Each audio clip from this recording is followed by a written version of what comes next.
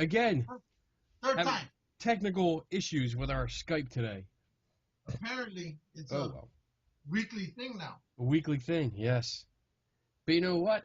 I feel kind of better because I've been listening to our friend Eric Altman on his show, and apparently he has as many troubles as we do. Really? So it's not just us that has trouble with this shit. Anyway, so episode 75. Yes, 75. Holy shit, dude. We're getting up there. We're getting old. Yeah. Old men. We got a guest tonight. Who? We got a have couple guests. a couple guests. What? You always surprise me with this shit. No, you know about this one. Shut up. Oh. Anyway, our first guest is Tom Gebhardt from Ghostbusters of New Jersey. We've met Tom a few times at a comic con. Yeah, we met him at, you met him at ToyCon, the New Jersey ToyCon when you were out here. And they had the Ecto one and lots of fun. Good guy, really nice guy, good group of guys. And we're going to have him on. He's going to talk about his group, what he does, and apparently a documentary about Ghostbuster fans. Actually, like all these Ghostbuster groups. It's a lot bigger than I thought. So we're going to call him up. I'm going to give him a warning here because he wanted a 2-minute warning before we call him. And try to call him because I don't even know if it's going to work. I got the train going through right now. Oh, boy. But while we're waiting for him, I want to show you something real quick. I got something today, and it's really cool. And do it. It's something that I know our friend, Bobby Nelson, unofficial sponsor number 1, is going to be really jealous of. Oh, there's a couple things he can be jealous of. Actually, I know he's going to be jealous. I know he's jealous because I sent him pictures already. Because I couldn't be. A buddy of mine is, he was cleaning out, I think it's a relative's home. I think it was like an uncle or cousin or something like that. But he was cleaning out the house and getting a lot of stuff out and going through everything. And he found something for me because he knows I love Star Wars. Okay, so we all know you love Star Wars. Everyone knows I love Star Wars. So he found this and he brought it in for me. And he called me back to his department. I came in and he's like, "Here, I found this for you." Ooh, paranormal. God damn. Just caught it right there live on It was TV. my Ecto 1. That fell off. Holy shit. Oh, your house is haunted. Uh-oh. Anyway, so this is what he hands me. Ooh. Oh. Ooh. It is a original 1977 vinyl picture disc. It's an album. And look at this. Ooh, Darth Vader on the back. That's probably one of his most famous poses. Yes. But this is a real record. For you kids that don't know what it is, this is the original CD. But he gave it to me for free, which is great. But it's got all the stuff. It's the actual movie. But I don't know if you can see it down there. Might not focus. But it's got the date on there. It's not a reproduction. The plastic sleeve that's inside this is perfect. I could not believe it. I thought it was like a reproduction or like a more of a 1990s or early 2000s. But it's not. It's an original one, and I'm very excited. Bend it. See if it's made out of metal. You shut up. The actual dialogue, sound effects, and music from the film. What? Play it. No. I might play it. I have a record player. I might play this later just to hear what it sounds like and see what's on it. If it's like the whole just soundtrack from the movie. I'm not sure. But that's really cool. I sent pictures to Bobby and my other friend Joe Downey. I sent it to him because he's another Star Wars geek and he freaking loved it. Neither of them have ever seen this. I don't think I've ever seen this one. So I'm kind of happy. Waiting to see if he's ready. I have 3 of those. No, you don't. You don't have anything. Nothing. What do you got? What are you getting? Food. Food? You got tacos? Nope. Tacos. Japanese food tonight. We were talking about you, me and Eric. Why? Because somehow we were chatting about you and the Bigfoot weekend, and somehow it turned to tacos, and how you live and breathe tacos, how you sleep with tacos, how you are a taco. That was all him. He said that. Yeah. Oh, yeah, I'm pretty sure. All right, let's see if we're going to call Tom on his phone because he doesn't have Skype. So Doesn't he work at a pizza place? Yeah, I think so. We're going to have to ask him. Pizza. We'll ask him. Yeah. Let's see.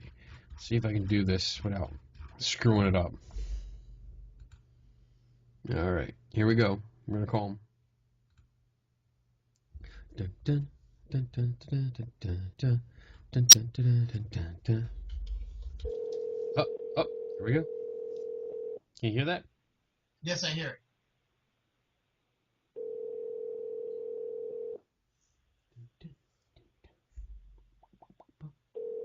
Three ringy dingies. Hello? Tom. Hey, what's up, man? How you doing, buddy? Pretty good. How you doing? I'm doing good. Lou's here, too, with me. He finally got home. What's up, buddy? Hey, what's up, Lou? So. What's going on? Not much, man. How's everything been since you've been back? Hopefully we get back there in a few months. Few months? You're going to be here in like 2 months, dumbass. Couple months. So Tom, you are a Ghostbuster. Yes, sir. 24 hours a day, 7 days a week. Why don't you tell us, for the people that watch the show, because I know they've seen you, and I think we met at Monster Mania for the first time, right? Yep. First time was at Monster Mania. We were with a couple of our members, Greg, Ron, Jody, and her son. Joseph was there. Yes. And I met you guys. I interviewed you guys for the first time, and it was cool. We saw you next at Dover Comic-Con. You guys sat down with us. And yeah, that was a lot of fun. That day was actually really cool because you had both me and then you had our awesome, fearless founding member leader, Bill, who's quite a funny man. Nice. And it was fun because we came down there with the Delaware Ghostbusters, help represent them. Right. So that was a good con, and that's where we got to actually sit down with your whole professional get up and everything at the sharp. I know. We looked professional. We weren't, but we looked it. I also got to sit in the Ecto one that you have. Yeah. That was awesome. Right. That was awesome. And then we saw you again at the New Jersey Toy Con. I saw you there twice. Yeah. Yeah, twice. That was that's a fun show. They represent a lot of good charities over there, and they have a lot of great vendors and artists and everything. So it's a really nice one to go to. The guy that runs the show, Phil, he does a really nice job, and he really creates such a nice atmosphere. So personable with every single person there. He goes around, make sure everyone's happy. Like that's definitely a fun one to go look at. Sweet. Yeah, I loved it. I mean, I was surprised the first time we went, and it was bigger than I thought, and there were just so many variety of toys and just artists there. It was really cool. I'm glad we went, and we went back again when Lou came out here. So it was a lot of fun. Yeah. I had fun when I finally met you guys. That was pretty cool. Yeah. And we also saw him at the New Jersey Comic Expo. We saw you guys a lot. Yeah, we're you guys are everywhere. Kind of insane. We like to show up everywhere, invited or uninvited. There you go. So tell us about your group. Tell us what is the Ghostbusters of New Jersey? Well, it all started, in a nutshell. Everything is created because again, Bill Malkin, he started the group 2003, going to 2004. And over the years, it just you know, he's done so much, you know, with what he started and everything, and you know, other people, you know, kind of came along. He's very magnetic person, you know. Everyone, you know, I don't know, you just you're around him and you're happy, you have a good time, you know. So when I met up with them, you know, a little over a year ago, you know, open arms, you know, and everyone else in the group too that, you know, was there, whether they were direct, you know, function with Bill's group or not. It was just, everyone was so nice and everything. I felt welcome. I felt like I belonged, you know, and kind of hung around. What's that? Lou's making fun of me. And you know, so you know, he started like this TV web series, and you know, he does all the writing for it and everything, and you know, he's definitely the Wizard of the Oz. You know, you don't see, he's not a social media guy. You don't see him on there. He's like kind of like under the radar. You know, he's like our mafia boss. You know about him, but you don't see him. That's cool. Until you do something wrong, and it comes down like the Iron Fist. No, he's a good guy. But you know, so we have a lot of fun. We do the TV web series, and kind of, you know, writes all like these funny little things for us to do, and that's what we're working on right now. Is finally doing episode 3, you know, of GBNJ the series, which is a lot of fun. So this one's going to be even funnier than the first 2 episodes. And we just really like to go out to the cons and, you know, pay attention to the kids and get into the, you know, get them to remember Ghostbusters the way we did, because, you know, we've got that new movie coming out this year, so. Yeah. You know, there's going to be a whole slew of crazy Ghostbuster stuff. And it's fun to share what we enjoyed as we were kids with these kids that, you know, either know about it or they're curious about it. So when we were actually guests at the show, we like to try to give back to the kids, because when you go to a lot of these cons, like, you always see tables that are selling things, or, you know, you see some with some activity. So it's nice to have, you know, a group, whether it's us or someone else, that, you know, sets up a table with like coloring sheets and stuff to give out and stickers and pins, you know, like just for something for them to have as a keepsake. And it shows, like, you know, something for them to do, you know, instead of just walking around and, you know, seeing, you know, just what's there. So, you know, we try to make it, you know, balanced for everyone. And, you know, and then when we have the Ecto one there, it's even more fun, because, you know, you get people of all ages who are like, oh my God, it's the car. Yeah, it wasn't orange in the movie, you know. I'm like, yeah, well, you know.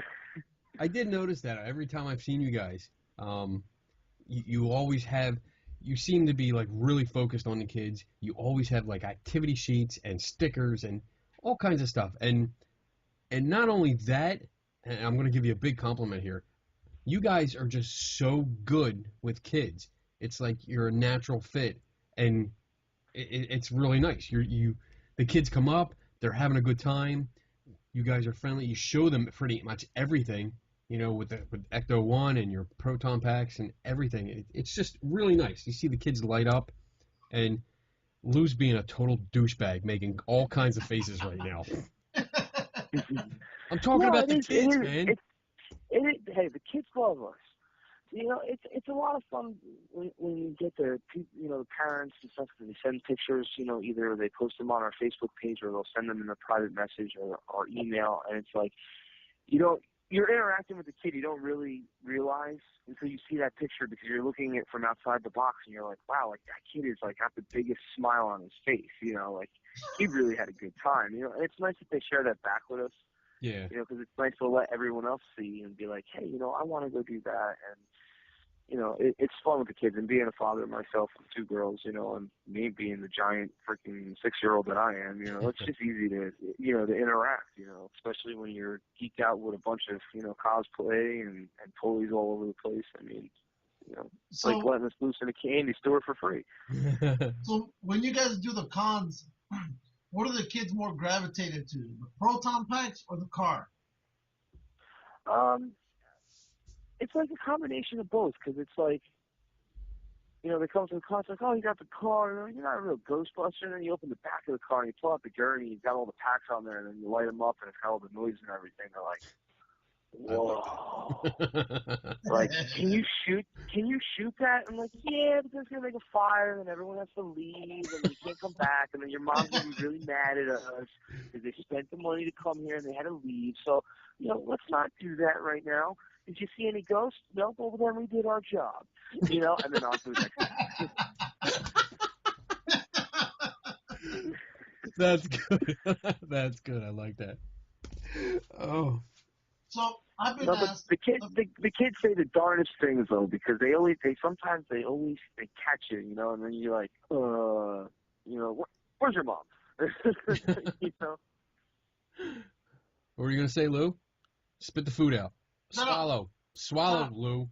So I've been asked people who've seen your pictures of your group on Geeks and Ghosts, and they said, why is their car orange when different?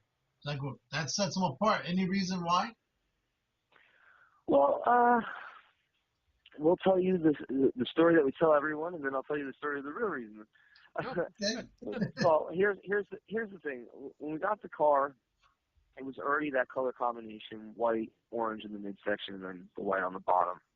And the original plan was to paint it all white and do the fin red, just like traditional classic movie style. And then had a lovely friend call the big expense of having to put rear leaf springs, which kind of depleted the rest of the money that we had, for the car. So we said, well, it looks like it's going to be orange for a little while. And then it started just getting so much attention, being that it's one of the few Ectos that's a caddy that, that's that old. The one in the movie is 59. This one's a 63, so it was the closest that I could get to, Yeah. And it's the one that's different. So it stands out a little bit more, and it's just gotten, such cool feedback and everything that, we've gotten some positive attention, for some Sony stuff that's been going on. And like we were at the New York Toy Fair with Paul Feig, we got to escort him around a couple of the, key booths, which, I'll get into that in a little bit. But that's part of the reason why we ended up keeping it the orange, because it was standing out, and it was standing out in a really cool way, because it was nice to pay homage to what it looks like from what it is, Ghostbusters, but to have like our own personal touch and to be different. It's nice to be different, stand out a little bit more, and we enjoy it, so we have fun with it. But eventually, I would like to have it, the traditional all white with the red fins, That's cool, though. I like how you do stand out. It sets you apart. It does stand out. And it's a nice orange. It's not one that just comes out at you. It's not dull. It's not too bright. It's perfect. Right. Yeah, as if all the other crap that I have on the roof and all over the place and lights wasn't enough attention, right? So what's the gas mileage on that thing? What's that? What's the gas mileage on that thing? Oh, I don't even know. Who knows? Probably like 8 or 10 miles to the gallon. No, it's actually not too bad. Not too bad. I do some pretty decent trips in it with some mileage and everything. But the gas mileage is not too bad. I haven't quite figured that out, because the gas gauge only goes up to a half.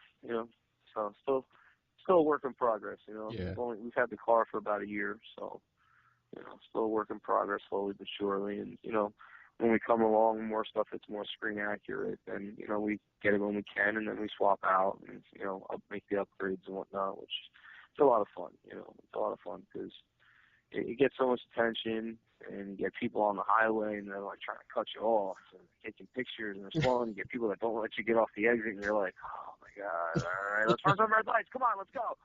And it's a lot of fun. So most of the time, even when I travel with it, I'll travel late at night.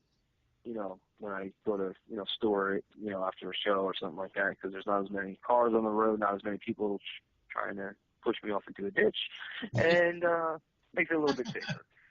But you still get the attention at night, and you get the occasional person that, puts the flash on and everything. It's like, is the next picture, of me blinded going into the guardrail really worth it? Like, take the flash off, So it's fun. And then sometimes, like just for the heck of it, when we're driving, just drive down the highway, we'll go like 30 miles, have the lights going, the siren and everything. People are all turning their heads like, what the, did I just, oh my God, it is, You have some cars that go right flying past the car, and then they must realize what they just passed. A couple cars ahead, and all of a sudden the brake lights hit, and then like 5 hands emerge from the, all the windows with phones out. And I'm like, oh dear God, I hope one doesn't fly out and hit the car. It's a lot of fun. It's definitely a lot of fun. So, do you guys do like charity events too?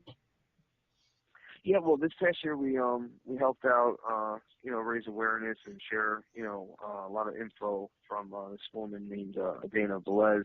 She started this foundation called Heroes, which was just started out with this little boy, and that was a lot of fun, getting involved with that. And then we also, I've done some visits to the children's hospitals. Back in September, when Peter Mosen was in that bad car accident, when I went to go visit him, the hospital was like, "There's a Ghostbuster here." What? So they had someone go floor by floor to find me, and they said, "Hey, would you come over to the children's wing at the Westminster Hospital up in New York?" And I said, "Sure." And they took me down, to a pretty hard to go through section of that hospital, but it was really nice to be able to put smiles on a lot of the faces of those kids and get their minds off of what's going on, just for a few moments. And it was kind of hard, going from one room and then having to leave so quick to the next one. And I had two rooms where the mom came out and gave me a hug and was crying, "Oh, he didn't smile all week." And it's really gratifying to know that you can make someone feel that type of way just by simply showing up in some raggedy overalls with a proton pack on your back, hunched over from 60 pounds of weight, and they appreciate it more than you could ever imagine. And I think that's what, really gives the drive and the passion to, kind of do more and branch out more, just to see that you give that reaction to people. It leaves you speechless. Wow. That's freaking amazing, dude. That's great. I agree. Yeah, it's a small part, because there's so many franchises, and some of the states, Ghostbusters wise, have multiple franchises, and there's so many out there that go even above and beyond, even myself or what Bill does or anyone else in our group, whether it's individually or as a whole. There's so many. These guys do so many great things across the whole country, it's really cool that you see just from one movie all this positive stuff that comes out of it, while really deep down it's just a bunch of grown adults saying, "I just want to be, a grown kid nerding out." That's it. They're putting it to a good cause, and that's what's so cool about it, is that you can take something that you enjoyed as a kid, or even as you're older, and then you turn it into something that impacts someone in a positive way. That's what it's all about, And as long as you're enjoying doing it, why not? That's so cool, dude. I have so much respect for you. Yeah, I mean, to go out there, it probably hurts you just as much to see these kids in that condition, and then that must be a lot that when you walk out of that location, a lot of that's on your shoulders. But I'm assuming at the same time, you're probably feeling good about yourself for what you just did. Oh yeah, the first time I did it, it was, I almost broke down, and I actually had, I watered up a little bit in the eyes. It was rough, because I had, kids myself, so it's you relate on that personal level too. You have kids yourself, so being in that position, it's you appreciate so much more what you already have in your life, but then you want to take a portion of what you have and share it to make that difference for someone else too. So. Awesome. When you have the kids, you really have that. You already have that relation where you can relate emotionally on their level, because you're a parent too. They have a set of parents that you physically see sitting there, and they're stressed out and they're worried and everything else. And when you make their kids smile for just that 1 minute or 2 minutes you're in the room, or 5. It brings them happiness too. It takes them out of that slump, for a moment, So it's kind of like a sigh of relief a little bit, even if it's just for that minute, that's all it takes, It's like that for that minute they can forget about everything else. It's like you don't feel, you don't think, so you just what's going on right there in the moment, and that's it's keeping their mind off it. And that's what's important, So I come in with a couple stickers and, who's your favorite superhero? I'm only there for a minute, They're talking about stuff that they enjoy. And, we, sometimes we like to, try to show up and surprise with toys and stuff like that. And we go out with sometimes a lot of these local comic shops here, even in New Jersey. There's this one called All Out Comics, and there's another one, Panther Comics. I forget the specific towns that they're based out of, but they do these comic runs, and they come and they bring these artists that they have where they make their own comics too, and they go and sit in the room with the kids and ask them, who's your favorite superhero? Oh, Spider-Man. Oh, okay, cool. I want to draw him. And they sit for like 10, 15 minutes, 20 minutes, and they talk with them while they draw them these awesome, hero pictures and everything. And it's really nice to see that even these local comic shops that are still around, they're still putting back into the community too. Yeah. So I think a lot of people forget about that too, because I know you guys like your comics. And you probably all got your specific shop that you like to go to, so it's nice to know that the place you go to is back to, to where you come from too. So it's nice to see that these guys go out of their way to, set some time aside for the kids, in those situations, which is really cool. So like I said, there's more people, besides myself that do all these great things, Yeah. And let's get into that. I mean, I knew you guys, and we have a friend, his name is Paul Browning, and he was into the Ghostbuster thing. I don't know if he was actually in a group, but I know that I think he's still working on it. He built the proton pack, and he had everything. And then besides him, I met you guys. Like, I only thought he did it as cosplay, and then I met you guys and realized, like, all right, there's an actual group, and then I realized it was like Jersey and it was Delaware, and then there was a Philadelphia one. I was like, what? Whoa, this is huge. So yeah. There's I mean, at RetroCon alone this year, we had it was a four different team mashup. We had New Philadelphia Ghostbusters, New York City Ghostbusters, Delaware, and then us New Jersey Ghostbusters. So that was a lot of fun, Yeah. Jersey and Delaware had the cars outside, and New York and Philadelphia had games inside, and they were teaching them through science and the borax and the glue and everything, how to make slime and everything, which the New York City guys, Eric Hudworth and Chris Beaumont and all those guys up there, they do an amazing job. They go to the schools and they do these science things, and they're like so actively out there with the community. Like, really glad that we're good friends with them, and hopefully they get us a discount on some of those franchise fees that we got to pay the founding members. But Well, so how does that work? How does the franchise work? I mean, you guys pay. I mean, well, see, that's the funny thing. See, I could tell you all in detail about that, but then you wouldn't be enticed to go and donate to Ghostheads movie, which you can find out about how all these awesome things, kind of construe themselves, and you actually see us in there, New Jersey Ghostbusters. We're all over that thing. I like how you segued right into that one. That was good.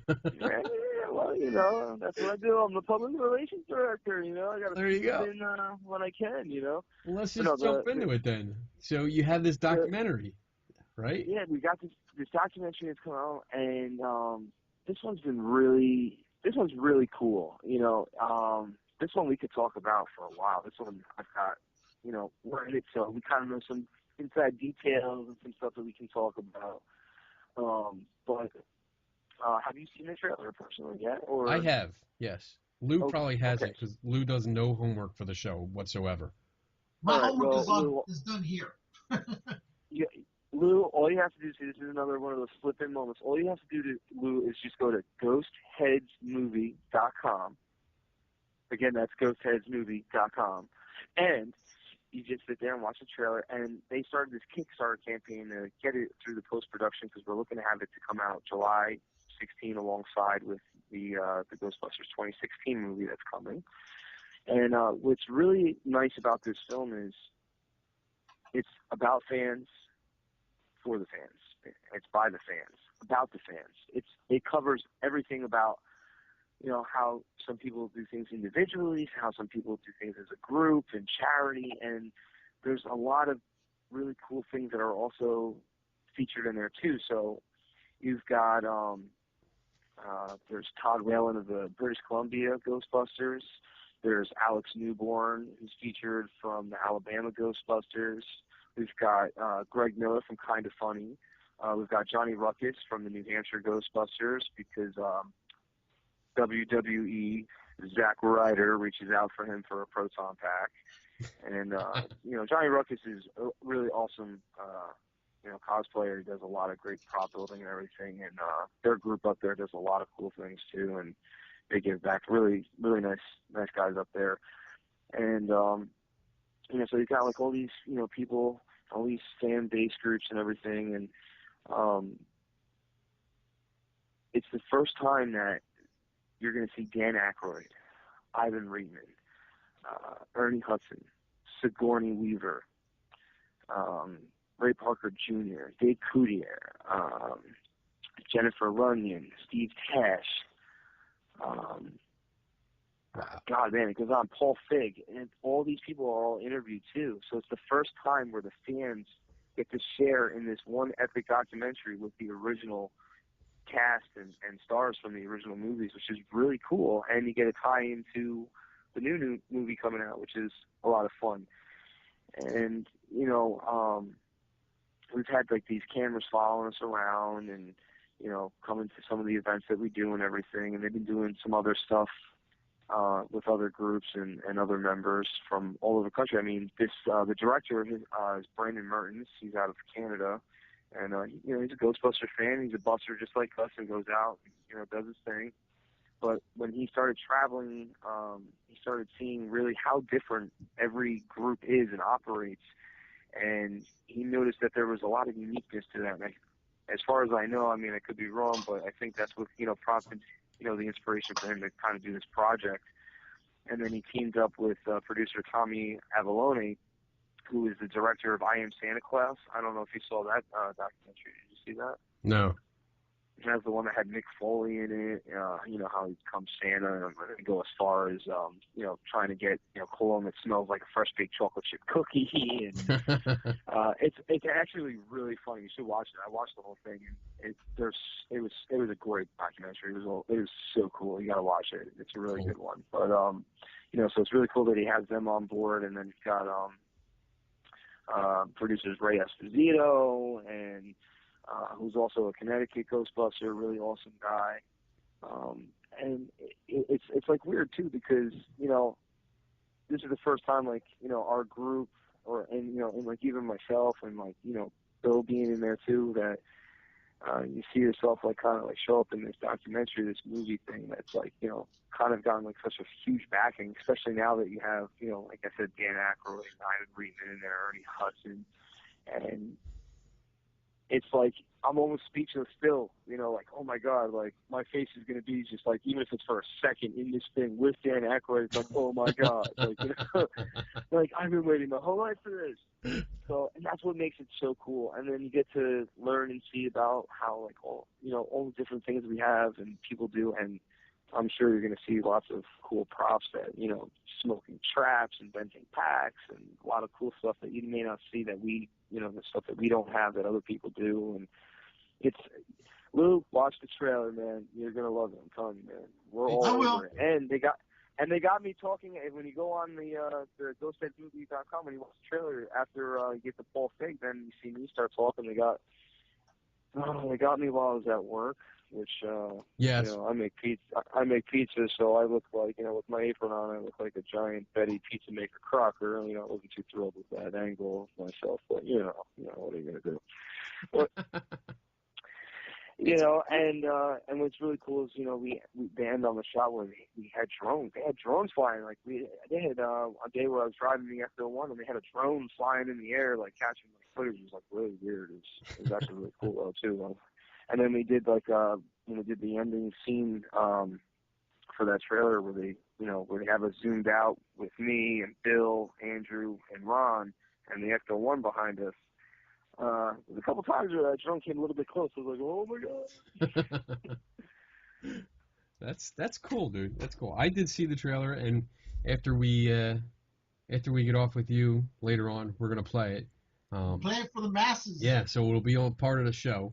So everybody will get to definitely, see it. Man. Which is really cool because if you want to back it, I mean, anyone like there's different perks that they have, and some of the perks are really cool. Like, for some of you big executives out there, if you make a pretty nice donation, you can get Ecto-1 license plate that's autographed by, oh my gosh, like too many to name, but Dan Aykroyd, Ivan Reitman, Paul Feig, Sigourney Weaver, Dave Coulier, Ernie Hudson, they all signed the license plates and everything, which is really cool. And then there's other cool stuff on there that's autographed, and then there's even if you can't, if you can only donate a little bit, you get your name in the credits and everything, so you get, be part of the film. So there's a lot of really cool stuff that they did, that they included people who want to, help out too, which is really cool. This project has been like gotten so much hype. There's so much positive feedback on it, like all over the place, on social media, through Twitter, through Facebook, Instagram. They've just the fact that Sony's Ghost Corps Facebook page, they posted up the trailer and everything else like that. So it's really cool. It's really big, and it's because it's with the fans, and the fans is such a huge base for Ghostbusters. It's insane. It's like it's like the Trekkies or the Star Wars. It's so huge, and you don't realize it until like you start really, when you, like you said, like you just kind of met one guy that you met a group, and then you find out through that group that there's these groups, and then you find out later on, like, oh my God, there's like, there's like a small army not to piss off with those unlicensed nuclear accelerators on their backs. Like, holy shit, there's thousands of these geeks. Oh my God. Probably in the tens, and from all over the world, because we just celebrated our 1 year on Facebook, although Bill's got this awesome group rolling back in 03, 04. But it's 1 year on Facebook, and we've gotten over 3,300 followers. And when we did the stats on the page, we had over 60,000 visits from 72 countries. And I was like, wow, that's insane. Like, I never imagined anything like that, because I think like the year before, just the website alone, before we had the Facebook, we had about like nice modest 3,000-4,000 visits. This year we had 16,000. So our web guy, Rich Roy, put in this funny little tidbit, like if we had this at a Sydney opera house, we would have sold out 6 times. I was like, oh, crap, that's a lot. So like this year has been so exciting for us, between, all the stuff with the new movie coming out, and just all the events that we've been part of and that we go to, and just having so much fun and getting all the positive feedback, and having the car now too. Because even our own personal cars, our personal cars are done up just like Echo's too, Yeah. We've all got the roof racks and the tanks and the light bars and everything else, keeping our wives out of the car successfully by, dressing the cars up, and,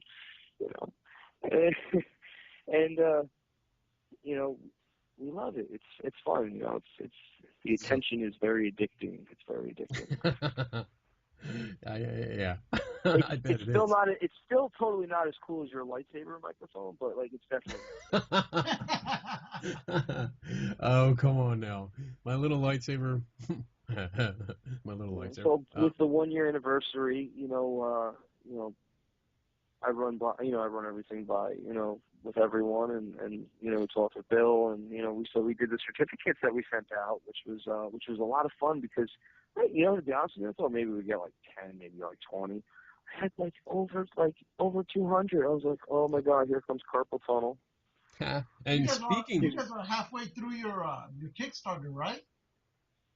What's that?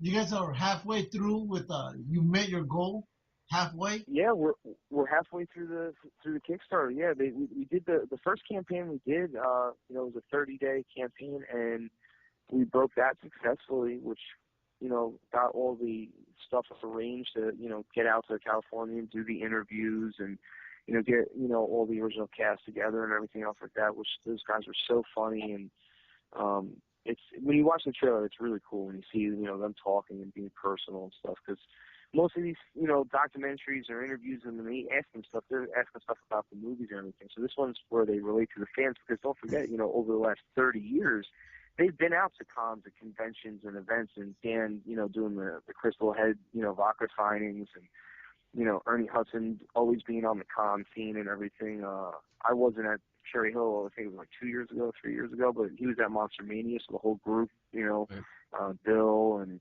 Ron and all them, they all got to take pictures with him and everything, which was really cool.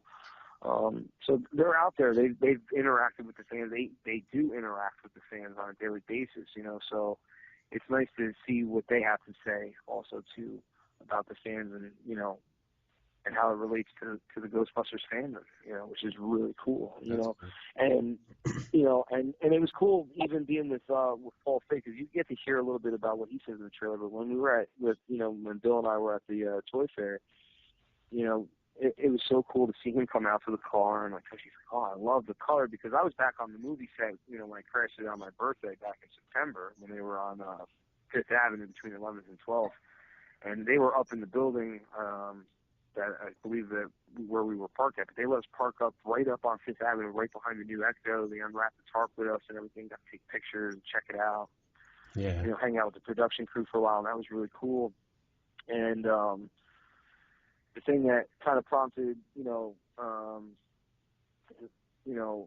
us being with Paul Feig was nice. He said, and he was so genuine when he said it, because there's been a lot of those trolls out there. People like to try to be negative about the movie coming out because it's with women and this, that, and the thing. And I'm just happy we're getting another movie, and the merchandise is coming out, especially after being at that toy fair. Ooh boy, FYI, sorry bank account.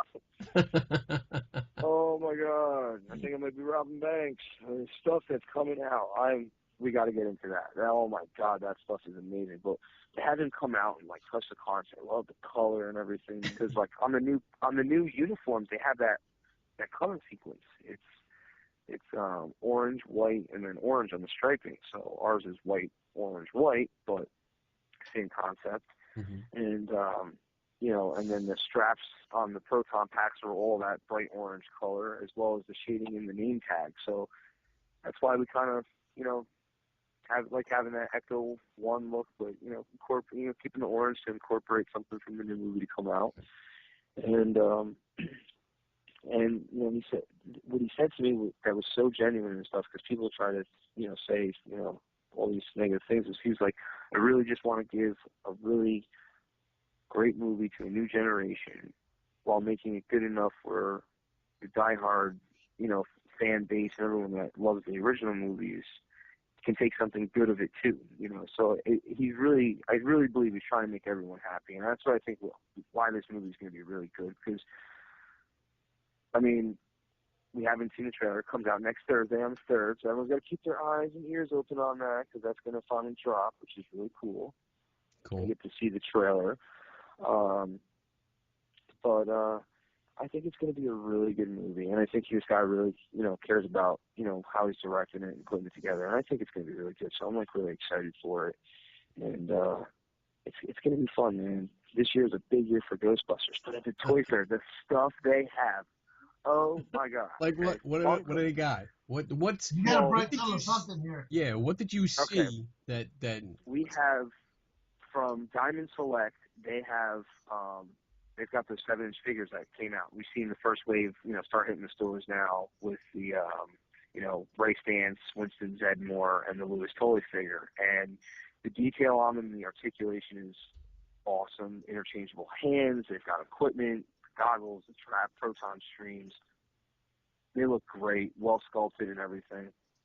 But when you get the Diamond Select Direct ones from your local hobby shops and stuff like that, or through the website, it comes with a diorama piece. When you collect the whole line that they have, it makes the Gozer rooftop scene from the end of the movie with the bench and the doors and everything, and it's really cool. So those figures look great, but they had all of them on display. They had Janine, and they had Dana Barrett, and they had Egon Spengler, and they had the Peter Venkman. So those are the next wave that's coming out, and everything looks so good.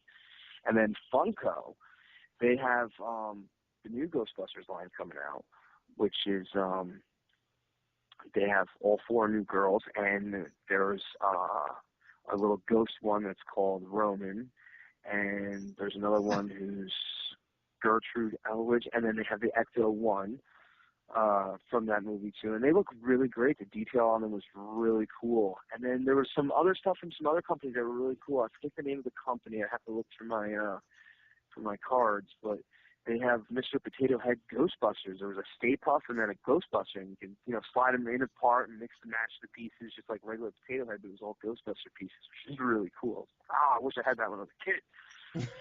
And they had keychains and everything else, and in Funko they have these things coming out called they almost look like those little emoji characters that you can buy, the emoji faces that you click on the book bags and stuff like that. But they have all the Ghostbusters, and they have these things called Mobies, where it looks all the Ghostbusters. They're all like kind of like sad-looking facing. Slimer's like the only happy one, of course, and probably gave him a couple extra hot dogs.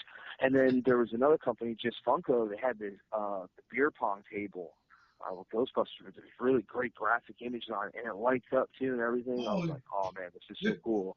You're not talking alcohol. No, we didn't drink any alcohol. It was just water, and we were just, I was terrible. I sucked. I had balls flying all over the place. But, and they had blankets and towels and, car sunshades for the windshields, and there was just like so much stuff. And I know you guys are huge Star Wars fans, so there was some other cool stuff that I saw, like you have the lightsaber grill tongs, spatulas that are coming out and they light up. So you can have Jedi fights with your burger patties on the grill. Hell yeah. And, yeah. Just to let you know, Tom, I just posted your link to the Kickstarter on our Geeks and Ghosts, so it's up there already. Oh, nice. And, and NECA, oh my God, they have these, like, foam statue things that are coming out. So they had two from Ghostbusters. They had Slimer, which was, like, amazing. I mean, the price is a little up there, but it's so totally worth it. I mean, like, these things look great. I'll have to, like, tag some of the pictures on your guys' Facebook page, but they look so good. And they had Stay Puffy, like 3 or 4 feet tall. Like, oh my God, it's so cool. Damn. It's great to have on one of our tables. Yeah. And you should see the Batman. Oh my God, he was like the same height as me. He was like 5'6" feet. This thing was so detailed. I was completely blown away. I thought like this thing was gonna reach out for me. It looked so good. I was like, man, I'm like, that one's pretty awesome. And then they had, I think they had Yoda too, and Yoda looks really good too. I think it was Yoda. I was just totally geeking out. I was like completely down. There was just so much Ghostbuster stuff around. And then Mattel has the reboot line. They have, all 4 of the female Ghostbusters, and those 6-inch figures, they look so good. They really nailed it on those. They did a great job when they did the original Ghostbusters, but they really did a great job. And we're gonna get a new Proton pack. You remember the blue Proton from Kenner that we had, the Proton pack when we were kids. And then you remember the projector gun thing that we used to have? You put like a little disc in it, and it would show like Stay Puft on the wall, Slimer, the logo, and you click it. Well, their pack that they're making now for the new movie, it's almost like a cross between the Kenner pack that we had and that projector gun. It's so cool. It looks just like the one from the new movie, the same style setup and everything in the thrower, but on the actual thrower, the barrel has like a little compartment that pops open. So when you buy these other figures that they're going to have, it's like small little ghosts. They have like small little Slimer, but they're like translucent. So when you put them in, let's say you take Slimer, they're translucent, you pop them in the barrel and close it, and then you fire up this Proton pack balloon. It projects, the ghost or the image of Slimer on the wall, but now you can bust the ghost with the pack on. So it's not like we had as a kid. It's all together. It was really cool. So I'm like, here's a question. At your house, do you have like Ghostbuster memorabilia all over the place? I'm sitting within like 4 walls of it right now. Like my man cave outside, it's just stacks from the ceiling. I have a stack of different ectos from over the years, and just literally from like the floor to the ceiling. It's insane. Like I can't even have it on display nice because I have so much stuff. It's insane. And I'm like really neurotic. Like I have like 2 of everything or more because two is better than 1, and 2 is better than none. So I have, and like I'm like one of those neurotic guys. Like even like when Mattel came out with the Ghostbuster traps, oh my God, I got like 10 of those. It's just like, well, 1 might break, I'll need another one. And if that one breaks because they're not making them anymore, oh my God, I need 10. So, I've got that. At one point, I had 9 Proton packs. That I had built, but parted the way with some stuff, which helped get the Ecto, but. I have such a huge collection of stuff. I have from oh God, I forget what year this was. Like 1980. I think it was like 1986. They had the RCA where they were doing the promotions for Ghostbusters. They had the flight suit, So I have that original flight suit still. I have the real Ghostbusters Proton Pack still never opened. Why I never wore it to school, I must have been crazy, but I have it. So those are like some of my really cool pieces. And I still have like the Ectos that we had when we were kids, like unopened, graded. Yeah.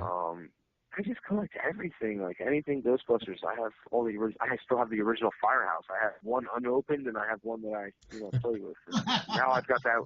Now I've got the Lego Firehouse, which oh my God, you guys got to get that. I saw that. I saw that. That's huge. It's the third biggest Lego set that they've ever made for the public. So it's up there, man. It's so fun building, and they put so much detail into this, and they incorporated like even stuff from Ghostbusters 2 in there with like the pit photo lab with Vigo, with pictures on the walls and everything. Oh man, picked it up. I spent like endless hours like every night in my man cave like putting it together. It was such a fun build. Like $1,000, isn't it? What's that? Wasn't it going for almost $1,000? No, it was $349.99. You can get them at Toys R Us, the Lego store, but or you can get them at Lego.com, which is a lot of fun. We have a Lego convention that's coming up at the Greater Philly Expo Center out there in Hunter Station Ave, and Ghostbusters New Jersey and New York City Ghostbusters are going to be there in style. Sweet. Yeah, sweet. We're going to be guests there, which is really fun. So we're going to have some announcements on that coming up. So you guys are the first ones to be told that. So yes, exclusive. Breaking news. We saved some exclusive stuff for the Geeks and Ghosts. We look out for you guys. Damn right. Sit. Yeah, that's right. Oh, and I'm gonna show. You can't see it here, Tom, but I'm gonna show everybody our official certificate. We are official members of the New Jersey Ghostbusters New Jersey, Geeks and Ghosts. Right. I have one too. I had two made, so I have mine, but we have one for Geeks and Ghosts, which is awesome. Yeah, where's one for Lou? Huh? Lou doesn't get one. Damn it! Because you didn't follow protocol. Because you're racist. Well, Lou, if you hung out with us a little bit more at the New Jersey Expo, when you came out here, we were certifying people, man. You know how many kids got certified? All you had to do is just throw on that tiny little pack on your back and run around, and we gave you one, man. There you go, Lou. I was interviewing your guys. That was my job. You didn't interview anybody. Shut up. He was just too worried about complaining about how horrible tacos are out here and they're not real. Yes, exactly. Yeah, see, I'm the official taco inspector for the East Coast. I'm the taco pato. That's right. And Kenny's first attempt failed horribly. Was not. No. Dude, that was terrible. It was a crock pot. I love seeing him get pissed off. That's it. Anything to piss off Lou is funny, especially when it's in public. I think the next time he comes out on the table, I'm gonna have some Totino's pizza rolls for him.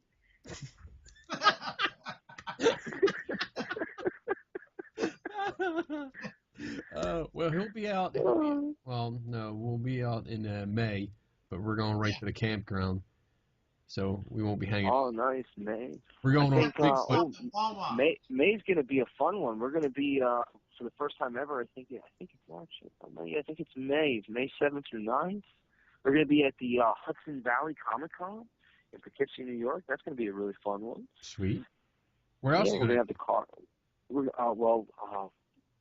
one that I'm really most excited about right now in the moment is AmazeCon, which normally was in PA, but now it's moved down to Delaware. Ooh. And AmazeCon's really a lot of fun. They're going to have oh my God, I'm having such a brain fart right now. The original Catwoman from the '66. What's it, Mary? What's her name? I can't think of it right now. I'm a Ghostbuster. I'm not a Batman guy. Come on, help me out here. Come on, Lou. This is your department. Come on, Lou. Google. Lou, what are you doing? Oh, he's cheating. He's looking on the wall. He's got her autograph. Lee Merriweather. Yeah, she's going to be there. She's one of the guests there, which is really cool. She is still beautiful. She has all white hair. Oh, my goodness. She was. They're going to have the Bat Cycle there, too, which you don't get to see that around too often. Damn. So that one's it's a really good one. AmazingCon, that's Mike Kreger. I don't know if you remember him from any shows. Yeah. But he does this awesome show. We have a lot of fun with him. We had so much fun last year at AmazingCon. The contest party was so much fun. We reenacted catching Slimer and everything, and they gave us like a little medal at AmazingCon, 2015, which was really cool because it was the first time we got a medal. So we really had a lot of fun at that show. We were really interactive with what we were doing. So we're gonna have the car there. We're gonna have tables there. We're gonna have our Delaware friend, Ghostbuster friends, and that fearless leader, Jefe Rodriguez, good friend of ours. They're going to be coming out too, and I think we're working on getting his Ecto one in there. So we're going to have 2 Ectos there. I mean, that's insane. Like, awesome. It's fun when we get them all together because I know for Comic Book Day, also July 10th, I think it is, we're going to be in Haddon Heights. Because the comic station over there, they do an awesome comic book day. I mean, I think this year we're going to close down the street, and there's food, and there's comics, and there's going to be artists and vendors, and it's outdoors. It's nice outside. You don't get too many of those. It's kind of like DoverCon. That was great. It was a little warm and humid that day when we were down at DoverCon, but right. It was really nice to have it outside. You feel like more relaxed, more open. You don't feel like cramped. Yeah. I really like those outside ones. It kind of makes me feel like I'm at a flea market. I like going to the flea markets, find some really nice vintage stuff and cool toys at those places too. But AmazingCon's a lot of fun, and we're really excited about that one. And the Haddon Heights one, that one outside is going to be a lot of fun. And awesome. They give so much to the community over to there. That comic book shop. Yeah. So we're going to try to have actually as much of our fleet of Ectos as we can there. So you might see my 63. If we can get Delaware to come up, you'll have the 1960 Ecto one, which looks awesome. And then we have our 71 Oldsmobile Interceptor Ambulance Ecto one replica. And then all the personal cars, we're just going to line them up, man. Just going to line them up. We're going to make it look like it's the end of the world. That sounds cool, dude. Yeah. That sounds really cool. So AmazingCon's a lot of fun. We're going to be going as attendees, of course, to Monster Mania because we love that show. It's always a good show. Yeah. And then, we've got we got ACBC, the Atlantic City Boardwalk Con. I don't think you've been to that one yet, have you? No, I haven't yet. They had the first one this last year in March, or was it May? No, I think it was May too. But that one was awesome. That was the one where they had William Shatner there. They had Adam West there. Oh God, who was the guy that played with him as Robin? I can't. Burt was it Burt Reynolds? Burt Ward. Yeah. Yep. They had him there. Oh, they had so many. They had Kevin Smith was there. That's cool. I like Kevin Smith. They had so many good celebrities there, and it was so open. Stan Lee sent over like his huge Iron Man collection and Marvel collection, which was really awesome. And then they had every Batmobile there from '66. They had the '89. They had the Val Kilmer one. They had the Tumbler, the Bat Pod bike. Oh my God, there were so many Batmobiles. And then we had the Ecto 1A was there, which was really cool too. So we had our table right outside there, and doing our usual get up and everything. And that con was so cool. It was so open space. This year is going to be even bigger and better. Which I think you can find all the information for that one at doacbc.com.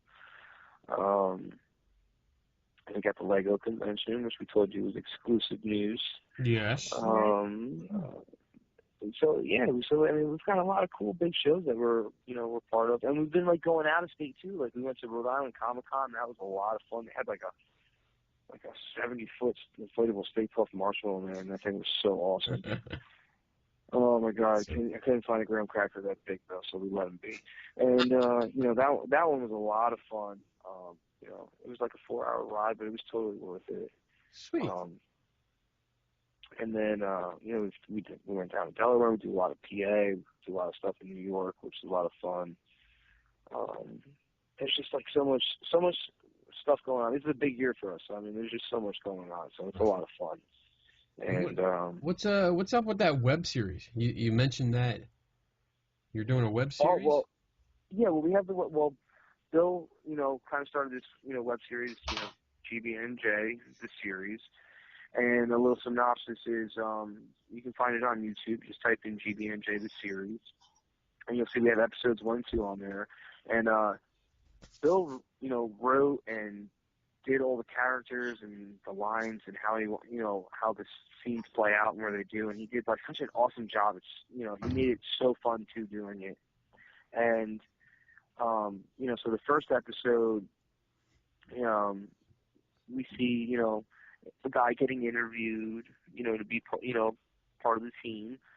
And, there's some stuff that goes on and he doesn't get approved and it ends with a little twist. And then the second episode, we get into a little bit more of our problem where we're starting to lose business and we can't, we don't know what's going on yet. And, that's where I come in and I actually get hired and I have a misfire with my proton pack. So you got to see what happens there. I hate when I misfire. Oh my God. Yeah. My coworker's okay. He's a little startled, but he's okay. So you just have to watch and find out. And then we just started, putting together, the third episode. I think Bill's having this one do 4 episodes for the series. And he makes everything so funny the way he has everything written out and everything. It's awesome. I just love filming it. I don't even care if I have to, get slimed. It's so much fun. It makes it, and he like when you're around him, the atmosphere is just so natural. It's relaxing. It's fun, and awesome.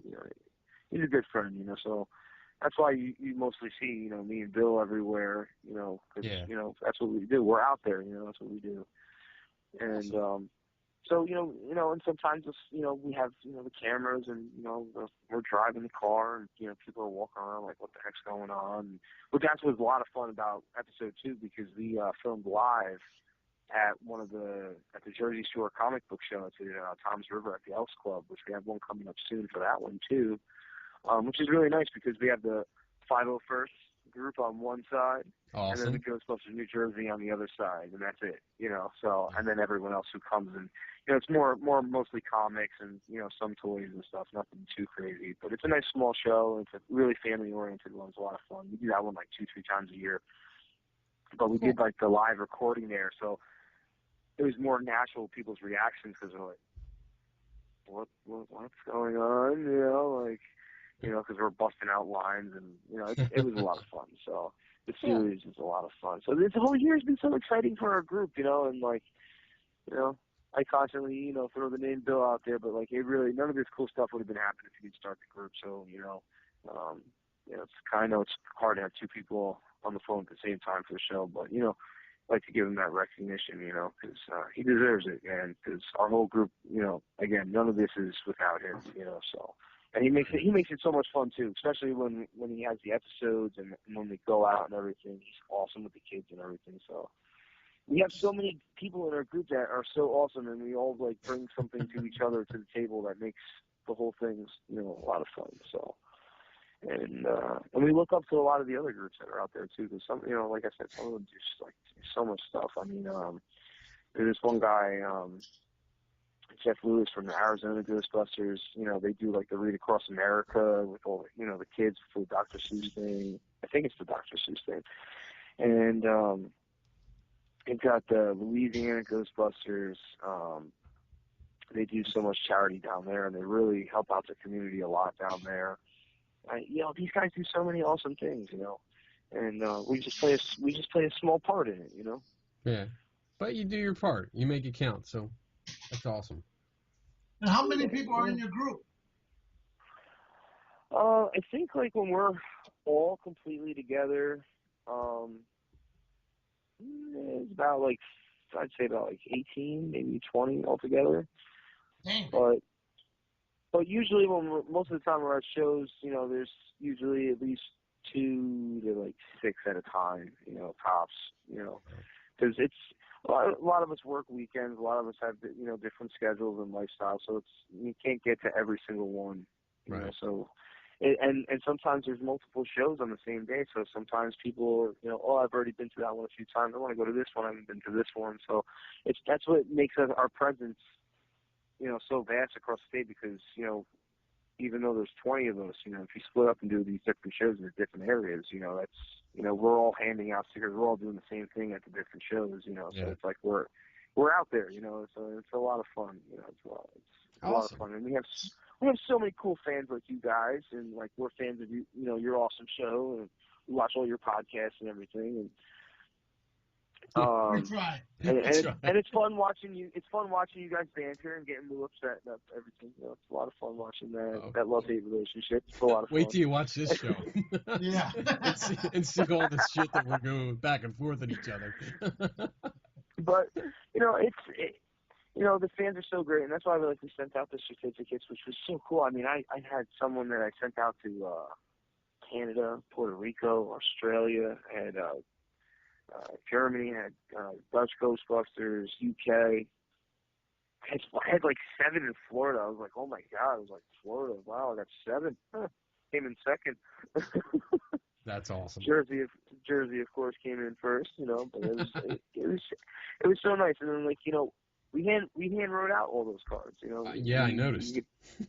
We made up the template and we had them printed out on that, you know, that nice paper, you know, that thick card paper. And then, you know, we went through each email, and some of the emails, people wrote some really nice things. You know, some people were like, you know, hey, this may not mean much to you, but like this means the world to me. And like, you know, it was nice to see, like, you know, that it meant something to some people out there too that are on our Facebook page that, you know, follow us and support us and come out to the shows.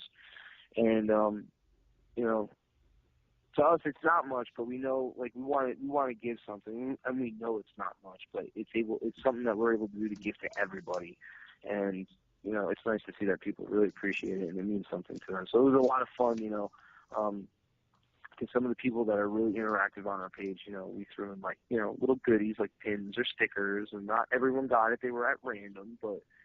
You know, we didn't try to show any favoritism, but like we try to surprise and give a little something extra, you know, just to show that, you know, we appreciate everyone, you know, that comes by our page, you know, because, you know, we support everyone, and, you know, and without them, we wouldn't have the fan base. So, you know, we'd like to recognize those who recognize us. One hand washes the other, especially when it's got slime on it. It's cool though, dude. I mean, you're saying that it's, you know, something little, but you know what? I geeked out. I got it in the mail, and I mean, I'm showing the envelope now. But I got this, and I was like, oh yeah, my certificate came. I was so happy. And yeah, well, we try to make it fun. You know, we made the GBNJ, you know, stickers that we put on, you know, because, you know, no return label, so, you know, whatever. But, you know, we wanted to make it fun and look fun from the outside. So, like, we did those stickers to look like the name patches on the uniform. So if you look at it close, it looks like stitching. Yeah. And then, you know, we had some stickers. So, like, you know, when we announced it, we, instead of a stamp, we put, like, the little Ghostbuster size stamp, you know, sticker on there, you know, just to kind of be a little goofy, you know. And, you know, it was fun. It was fun writing them all out and giving them out and everything. But I really, honestly, I didn't think it was going to be, you know, so many. I was like, wow, I was really impressed and flattered. You know, I was like, it was really cool. And then everyone started posting our welcome aboard selfies.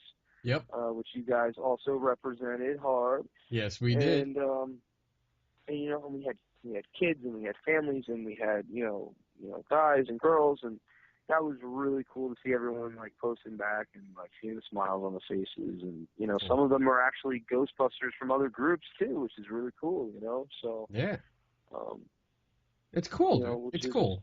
Yeah, it is. It's really cool. You know, my wife cannot stand it, but you know, she. I'm still doing it, so it must not be that bad. But no, she's awesome for putting up with all this crap that I do. But you know. Yeah, we know what you mean. Our wives have to put up with all our crap as well. So. Oh shit! Yeah.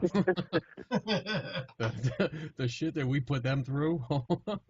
Yeah. Well, you know, she lets me get away with a lot. You know, I appreciate the fact that she puts up with it, because you know, she takes care of the kids all day and cleans the house and stuff like that. And you know, I go to work and dress up as a Ghostbuster and run around with a proton pack, you know, on occasion. So yeah, you know, I appreciate her, and you know. Cool. You know, so she gave me the kids that I sympathize with, all these other kids that have less or sick and stuff like that. So she helped expand that world too. So awesome. I love her. You got a question, Lou? Yeah. Now, in your other job, is it okay if we mention it? Wait, what about my other job? Is it okay if we mention your other job? Oh, I go to work with the FO1 sometimes. Yeah, I was gonna ask you that. Since oh yeah, my boss does not like it at all because we have so many people that come in like, whose car is that? And he's like, oh, gee, like after like 50 times a day, every day.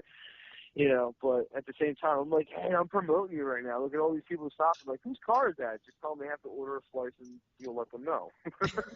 There you go. I've been there for, my job for 9 years, and, they take care of me pretty well. It's a good place. Good. And, he knows my crazy antics and everything. And, I don't come to work in a flight suit or anything unless it's like Halloween or something. But, I try to keep that, separate.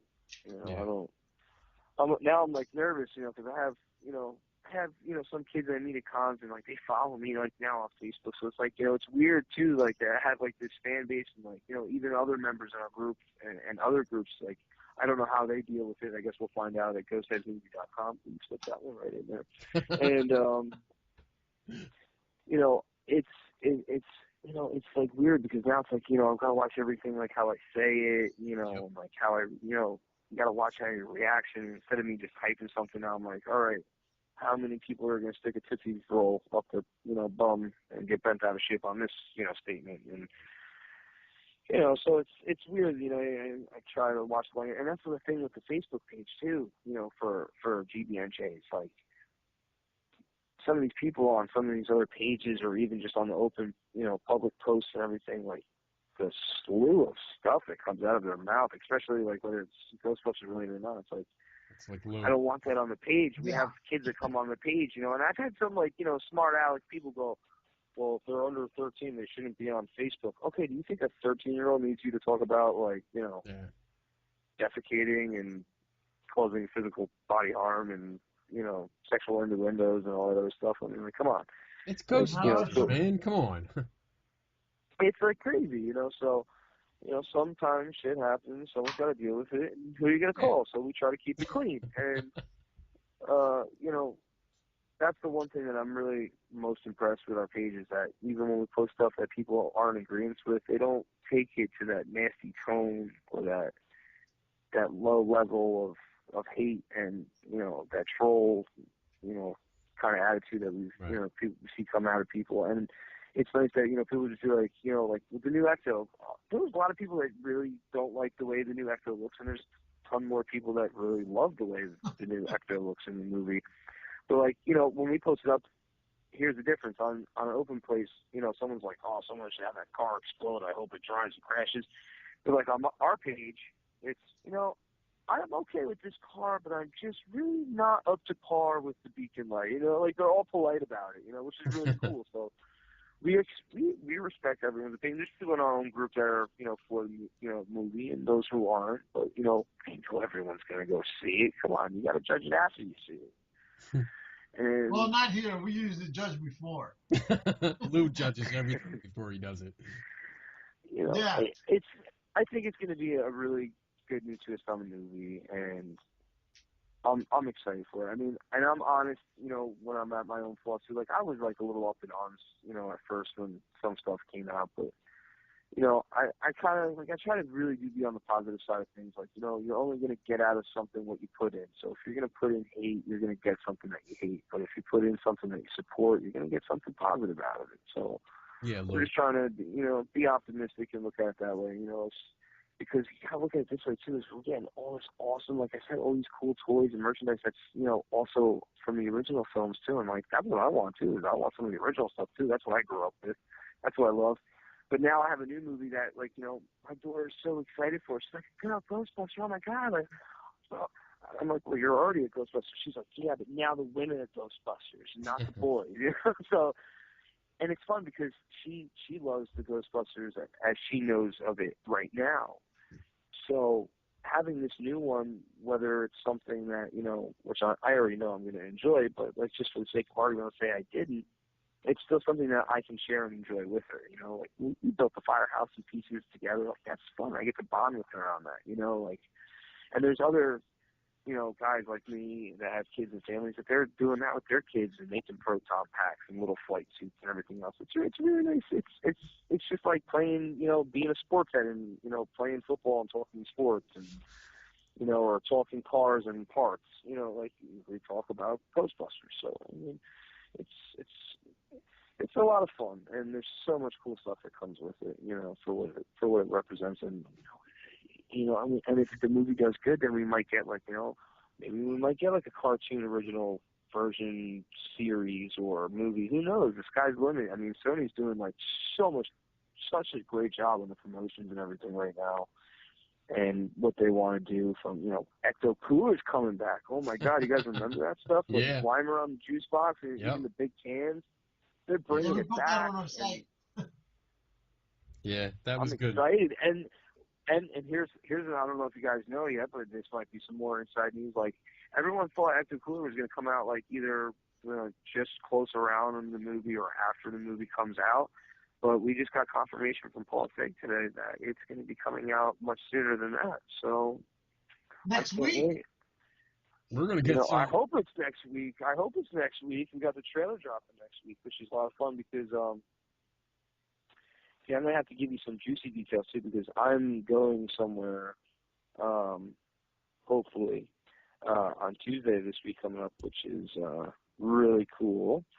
But when I come back, I will be going to see Dan Aykroyd and Jim Belushi perform Blues Brothers at the Paramount Theater in New York, which is going to be a lot of fun. So I figured maybe I'll come surprise with the Ecto, and I'm going to dress as like a blues buster. I'm going to wear my flight suit, but I'm going to have my nice button-down white dress shirt with the black tie, my Blues Brother hat and shades and everything, so I'll be a blues buster.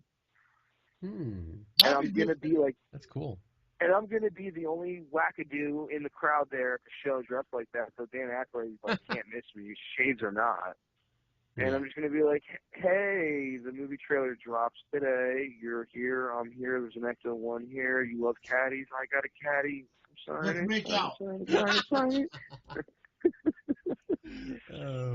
Kidnap him and go run some red lights, put the siren and lights on. Oh, my God, that would be epic. But so we're gonna, he's performing live, which is fun. So I'm excited to go see it. I haven't seen him perform Blues Brothers live, which is really cool because he's got this guy who's so avid about the Ghostbusters world, and he's one of the executive producers on this film too, the new Ghostbusters movie, and he's in turn kept this thing going alive. Ghostbusters was his brainchild, so what he created, his storyline and everything else, and playing the character that was created, and it's going to be so cool to see something not Ghostbusters related have him do, So he's an awesome actor, but I've never seen him perform, Blues Brothers music live. So I think it's going to be really cool. He has a live album from that movie with John Belushi.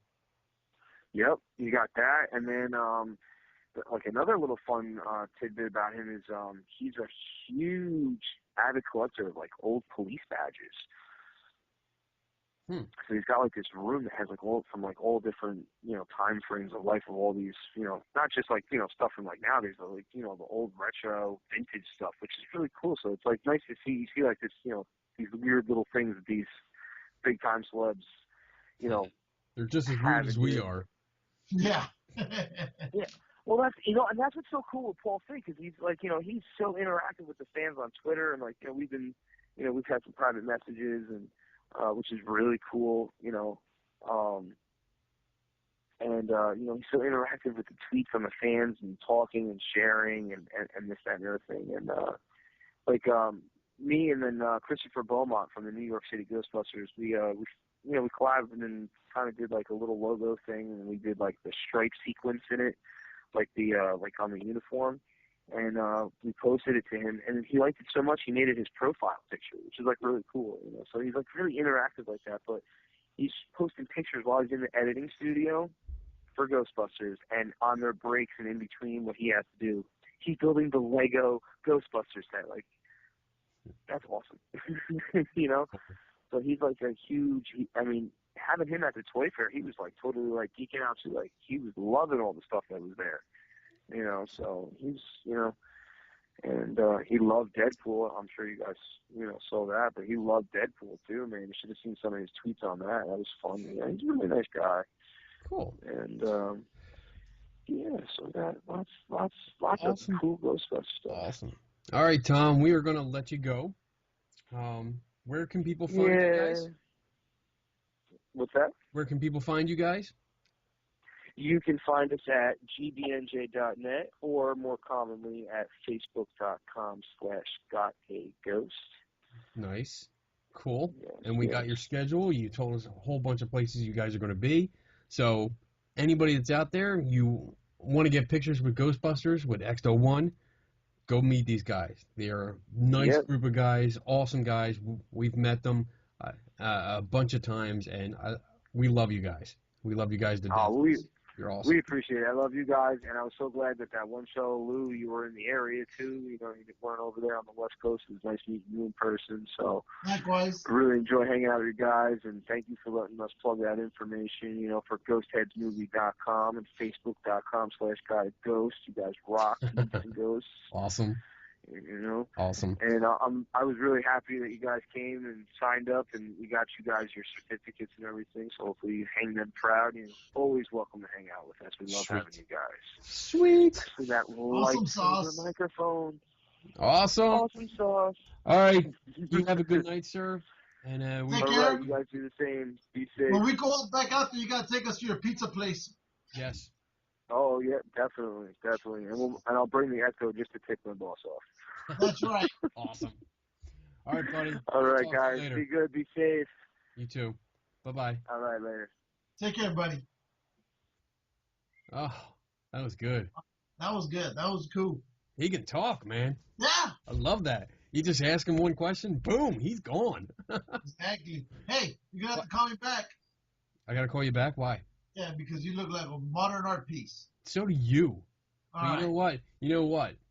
I got to tell you this, because every time you say that, you may see me that way, but it doesn't record that way, because everything's recording off of my feed.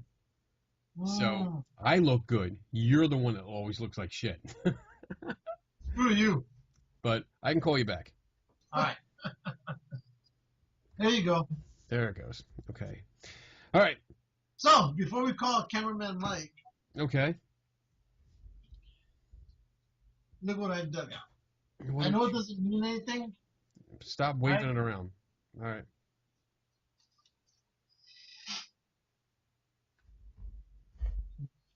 What is it? What it is literally 25 years ago today, the ground war started in Iraq. Oh. I was out there. Is this your journal? This is the journal that I wrote every single day while I was out there.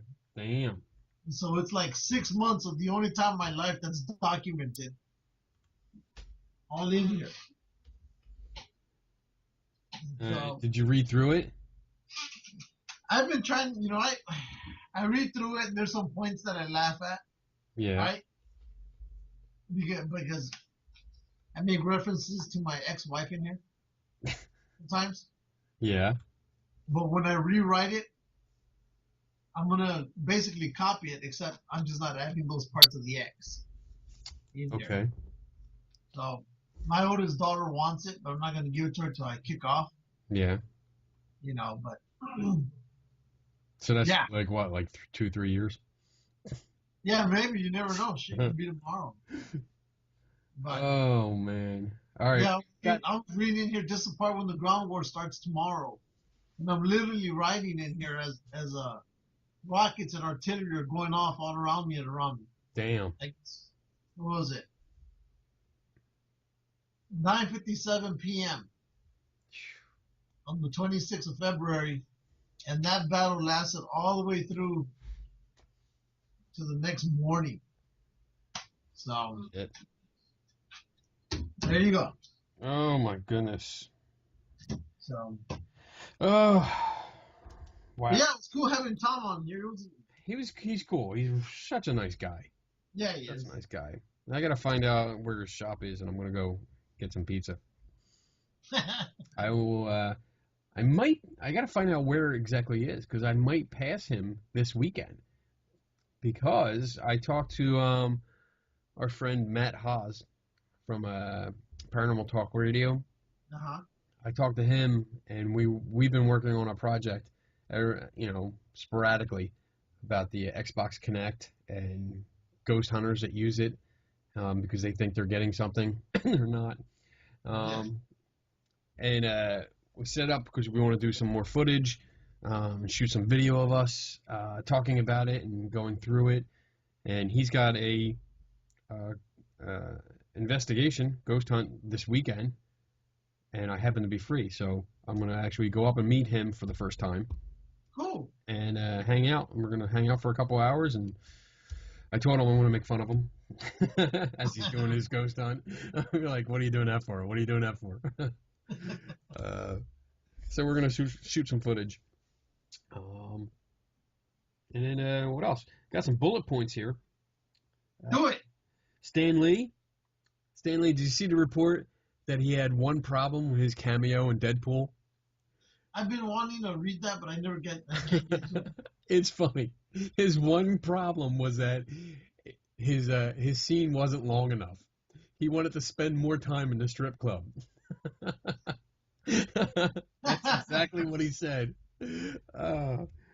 Because spoiler warning, if you haven't seen it, which you should have, Stan Lee is the DJ at the strip club in the movie, and it's friggin' hilarious to see him because there's naked chicks all over the place, and he's rocking the house, and he said he wanted it to be longer. Superman vs. Batman is going to get an R-rated Blu-ray edition. You see that? Yeah, and it's going to last almost 2.5 hours long in the theater, so it gives you an idea. It'll probably last, maybe another 2 hours, 45 minutes. 45 minutes, probably, yeah. Blu-ray, unless they go 3. My only thing is, like I mentioned, is I'm hoping it keeps you, it doesn't slow down for that long. Right. You get worried with movies that go that long. It's like, all right, are you just drawing it out? Like when Matrix Reloaded came out, I thought some of the fight scenes in that were just drawn out way too long to the point where I was getting bored. And I hope that's not how this is going to be. I don't think it will be. I think they're going to have more story to it than what we've seen already. So I think the fight scenes are probably going to be bigger, but not just two people. I think they're going to add in, it's going to be like almost like a tag team match. You're going to have other characters jumping in. So we'll see. I saw Pacific Rim 2 back on the back on production. It's the only thing is the director. I forget his name. The director of the first one had to step down because he has other projects, and so he's handing it off to somebody else, which is no big deal as long as they make it. Because I like the first one. I did too. I did. It was one of those sleeper hits. Yeah.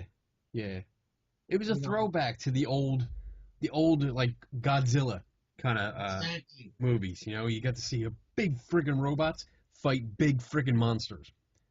How can you not love that? Exactly. Exactly. That's it. So, I just loved it. The different type of machines, different type of monsters. I can't get bored of it. I still watch it. It's a great movie. I think so. And for a moment there, when they initially said there was going to be no Pacific Rim Part 2, I was like, oh, that sucks. Yeah. That movie had, some... Right. It had potential. And now they're like, no, we're going to do it anyway. What else we got? Rumor is Star Wars The Force Awakens Blu-ray edition will have 7 deleted scenes. I'm actually so excited about that.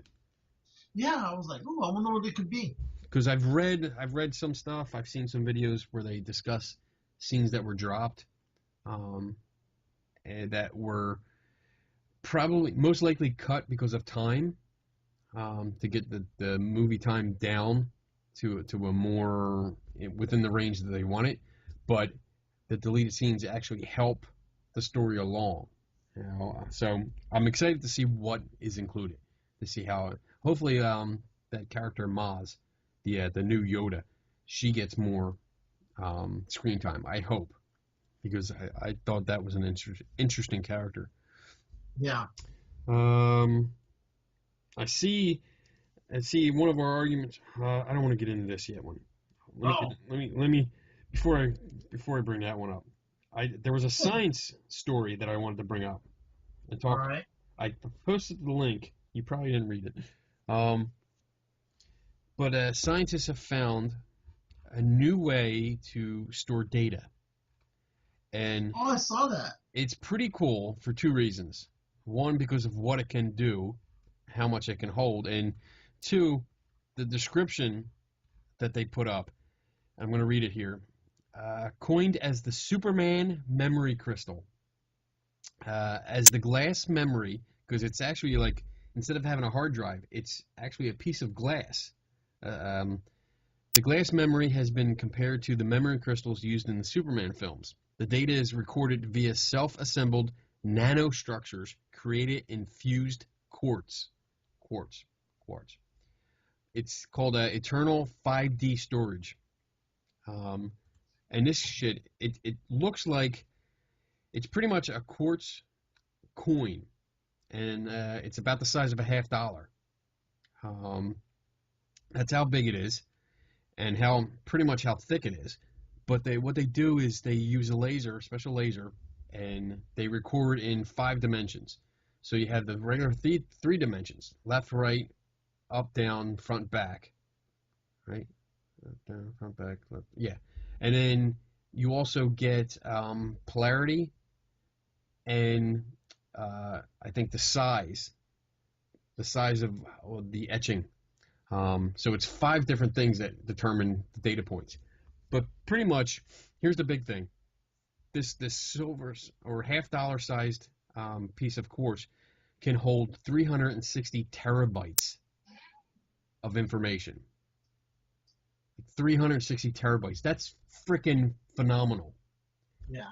And it can last, it's got a shelf life of, you ready for this? 13.8 billion years. 13.8 billion. So that's amazing. It's pretty much, that's it. It's good. I'm pretty sure by then our sun will go supernova. Well, probably. But the thing about this, the thing that I really found cool about this, reading the article and thinking about it, is that on one of these things, you could have entire generation. I mean, right now you could probably have the entire human history on one of these. Oh, I'm pretty sure. But you could actually do like a pass down history, like the technology that we have now and everything that we do. We do like pictures and videos on Instagram and Facebook. Well, it's like when you and I are dead and gone. Yeah. We will actually somebody can get these.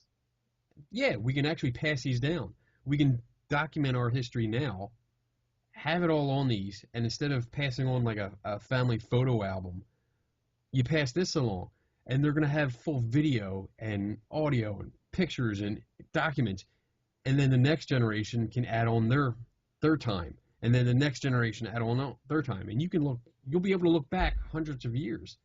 What makes you wonder is how long have we actually had that? Had what, this technology? Yeah. Well, because again, somebody else had it before it was ever released to the public. It says it was first experimentally demonstrated in 2013. So that means give it 10 years before that. 300 kilobyte digital copy of a text file was successfully recorded. But that's pretty cool. I wanted to get that out because just from a scientific point of view, that's fucking awesome. So whatever we have here, the military has something better. Well, that's the way it usually works. You sound like a conspiracy theorist. No, that's the way it usually works. Whatever. All right, so that's the science. That's your science tidbit for the week. So what's the next thing we talk about? Bigfoot or Abraham Lincoln? I have a Bigfoot video that we could pretty much ridicule. Did you see the Kenny Biddle video? Yeah, you put that up before. No, it wasn't up. Yeah, Yeah, you did, because it's the same video you posted like right after you left. No, because you did that on our way home from the Toy Con. No, I did that when we just got there at the Toy Con. You filmed it, and then on the way home, you showed me in the car, because remember the GPS took us some freaking backwoods. I never put it on Facebook. That's the first time. Whatever. Oh, it would have shown. It was dumb. It was great. It was dumb. Star Trek had your back. The Enterprise beat you down like a little bitch. Speaking of Star Trek, that was one I wanted to talk about, because you did an update. You posted an update about Paramount and their copyright legal issues with that production company that's doing the prequel. And pretty much we had an argument about it a while ago, like a couple shows ago, and going back and forth, because there's a production company that's doing a prequel of the first, like, warship. Isn't that what it is? The first Federation warship, I believe. Yeah. I believe that's what it is. And I guess they raised through like a Kickstarter program. They raised over $1 million that they were spending on sets and props and all that shit, and getting real like what is it, movie accurate stuff. And I guess Paramount decided they got too close, and they're suing them. And now the court is telling them, oh shit, I don't have the where the hell is it? Court is telling them that that Paramount has to define what Star Trek is, because I gotta find it so I can read it right and not mess this up. Here we are. Yeah, don't mess it up. I don't want to mess it up. Let's see. Paramount is currently in court trying to stop the production of a fan-made, crowd-funded Star Trek prequel film on the grounds it violates the studio's ownership of the copyright. Launched in 2014, the film Prelude to Axanar. Xanar? Yeah, the A is fine. Oh. Okay, Ron. Covers the missions of the first Federation warship and takes place during the childhood of James T. Kirk, but well away from him. The problem with all of that is that it definitely shares a universe with every other Star Trek film and movie. Film and movie, they're the same thing. The question becomes whether or not Star Trek is the universe or what happens within it. Wait. The question becomes whether or not Star Trek is the universe or what happens. Oh, I get it. Ponder that for a second. The reason this issue has come to the fore is that most fans don't give a damn what the answer to that question actually is, which is why over the course of 3 different Kickstarter campaigns, Xanar team has raised over $1 million and is still seeking some finishing funds. Enter the lawyers. Obviously, they can't claim to own Star Trek because they acquired the series. Obviously, they can claim to own Star Trek because they acquired the series from Lucille Ball's Desilu Productions in the late 1960s. Now they've been merged with CBS, and that's how we're getting both a new TV series and a continuing film franchise. But the Xanar team has a card up their sleeve. The Paramount lawsuit claims that this infringes upon thousands of copyrights. And the Xanar team has asked the simple question, which ones? Because Star Trek now exists over several different universes, time periods, and casts, it's not so simple. The universe is so spread out, it is almost impossible to define what Star Trek really is. To that end, the burden is on Paramount to explain what Star Trek is in a legal. Gotta love lawyers. Yep. So essentially, Paramount is going to have to bring in the entirety of Reddit's fan theories to put pushpins and yard conspiracy boards together, linking every separate universe of Gene Roddenberry's empire. And this is why, from a legal perspective, Disney's decision to destroy the Star Wars extended universe was a masterstroke. The lines there aren't blurry, which means the studio can encourage fan-made tributes without freaking out about the nature of its ownership. So basically, I think Paramount's going to lose now because they're not going to be able to tie in everything together like this because it's too big. That's why I've said that it's going to happen. I think it's still... I want it to happen because it's a different aspect of that story, that whole thing that no one's ever seen. Right. And I want to see what else somebody else can do. I mean, I'm all for it. I still think it's copyright infringement. They're taking somebody else's work and they're going to make some money off of it. Whether they claim to or not, they're going to make some money off of it. Yeah, they're going to make money. Yeah, because people are getting paid. They're all doing it. Yeah. But I still want to see it. I'm right with. I mean, I love the trailer that we've put on. I think a couple of times. Yeah. And it's like 6 to 10 minutes long, and it looks good. Yeah. It looks. They put some work into it. I would think it'd be better just for Paramount to team up with them and say, you know what? Let's get together. We have more money. We'll make it even more than what you guys did with this little little Kickstarter.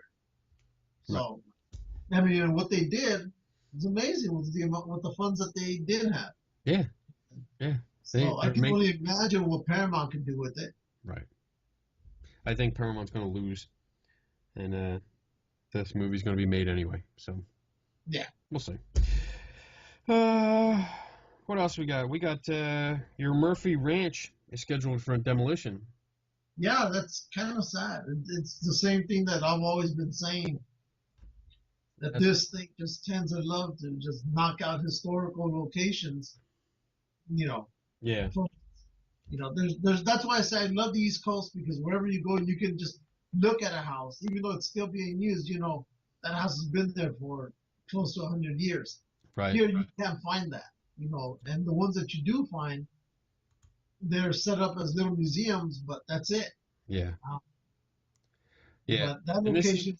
This is the place that you and Tracy went to, right? Yeah. Yeah. And got pictures, and we showed the pictures on that episode. That's sad, though. That's going to go. So it kind of pisses me off, but yeah. Somebody was saying, but it's a dark history. Like, what dark history? No Jews were killed there. It's history. It's still history. It's a bunch of Nazi sympathizers who wanted to hide in the damn hills of Santa Monica. Yeah. They weren't killing anybody out there. I don't know why they would ever build those stupid steps, because goddamn, they were so long. There's a Google robot that's kind of freaky. I saw that. It's it's a little freaky. I just want to show how it walks, because they got it walking through a field, which is something I've never seen from a robot like this. Yeah, that's what I was like. Somewhere along the way, it has to stumble, but man, was it able to recover? It was scary. So let me see if I can do this without. I still believe we have something even better out there. You always do. Can you see it? Yeah, you have to believe there's something else out there. Shush. Here we go. Well, look at all the robots. I was kind of hoping to see what the other ones would do. I've seen the other three on the right. I've never seen that far left one. This one, I mean, this is already kind of freaky that it just goes out. No, what freaked out is it reached out for the rail to open that door. This is what's freaky. That this thing is just so easily transversing over snow, weird ground. Look at it. Oh my God, that's weird. Wow. That's nuts. Look at Yeah. I kept waiting for it to fall. But I'm like, damn, that son of a bitch it's keeping itself up. Right there. That's probably the best example of it right there. Yeah. It's wow. I was waiting for the robot to nut check him right there. A little bam.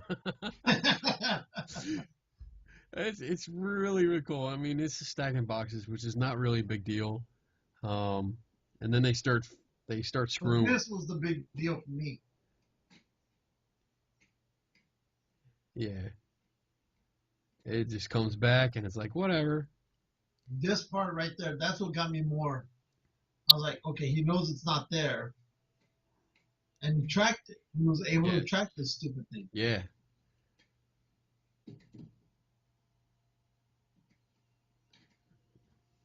And it keeps going. See, this is why the machines are going to revolt.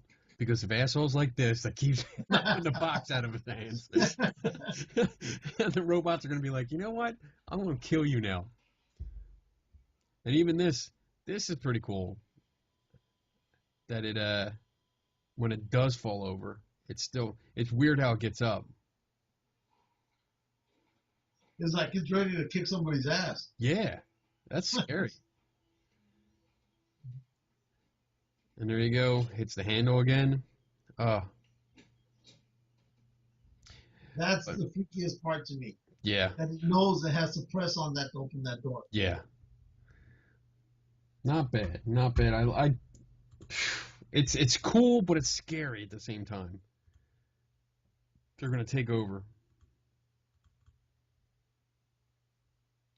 Oh boy. So I got that. Let's call cameraman Mike because I know he's waiting. Okay. And he has to get ready for college tomorrow. Oh, all right. Well, can you have him on your Skype? No. Why not? Because there's a whole bunch of mics here. Dun, dun. Dun, dun, dun, dun, dun. I gotta find him again. See what you sent me, because you sent me his name, and I looked at it, and I looked it up, and there was like 3,000 of them, and then I stopped looking because I was distracted by doing something else. Okay, so I got West Covina, Yep. California. I'm looking at the California ones. He's out there with you, right? Yep. There's a whole bunch. 1, 2, 3, 4 in. Am I saying that right? Covina? Yeah, Covina. Covina. I have to say it with an accent. Covina. So yeah, I got 4 of them here. There's no pictures. What the hell does he look like? 1 second. Hurry up. Hurry. What else? I can talk about. You look, I'll talk. All right. Oh, there's a recipe. I put up the recipe for that in The Force Awakens when Rey makes that instant bread. Yeah. There's a recipe for it. They put it up. Yeah, they put it up, and you can actually make it. It's a real thing. The bread was not CGI. Any Star Wars fan should know that by now because it's been in a bunch of videos. But yeah, there's a mixture that you mix up, and then apparently you dump in, I think, like a little bit of oil, and then you microwave it for like 15 seconds or something ridiculous, and it pops up with a full loaf of bread, which is pretty cool. I'm gonna try it and see what. Let's see, what is it? What's the ingredients? Vegetable oil, half a teaspoon of vegetable oil, 4 tablespoons of cake flour, 1.5 tablespoons of sugar, half a teaspoon of matcha powder. I don't know what that is. And a 1/4 teaspoon baking powder, a pinch of salt, 2 tablespoons of whole milk, and a 1/4 teaspoon of vanilla extract. So you place the oil in a mug and swirl around to grease the inside. That's what that is for. And then you add everything, pretty much everything else. Okay, found them. Pour in the milk and the vanilla. Then you cook in the microwave on high for about 45 seconds and let it cool. And it's supposed to pop right up. And so we're going to try it. We're going to try it this weekend and see what it tastes like. See if it's any good. I'm hoping it tastes like cake because it has cake powder. So anyway, all right, you got them? You bringing them on? I'm trying right now. Yep. You suck at this. It says if I call him, it's going to put him on hold. Well, add him to the call. You suck at this. Hey, man, I don't do the calls, fool. Which one? I know. That's why I'm saying you suck at this. Shut up. Don't put me in hold, because I'll be pissed off. I'll hang up. You should be able to add. I'm looking for it. I can't believe he's not your friend on here. He goes with you to Comic-Cons. You should have already had this. You're ill-prepared. You're fired. Again. Oh, what else can we talk about? Barnes & Noble. Barnes & Noble will begin hosting tabletop game nights soon. I thought that was pretty cool. That is going to be cool, except I don't know what the tabletop games are. Barnes & Noble is trying to muscle in on your local comic shops. Ooh. Again. First they started selling comics, and now it's reporting that the bookstore will begin hosting casual game gatherings to promote new board games. The events will take place Thursday nights and have the following games. King of Toko... Oh, I'm going to screw these up. King of Tokyo, Sheriff of Nottingham, Splendor, Codenames, Lanterns, the Harvest Festival. So how are they going to pull you from your usual friend's house, game shop, or comic store? They're offering promotional items that you can get exclusively by attending. Stuff ranges from promotional cards, typically given at tournaments, to play mats. It's going to let me add the cop. You suck. I may stop by for one of the 57 stores. You have to do the cop. I'm not going to switch my board game sessions to Barnes & Noble. This is this guy. He doesn't want to go there. That might not be bad. I mean, it looks like these are board games. I don't really play too many board games, except for Devil's Playground. That's what I do. Play that one. What? Okay. Let me see. What is it?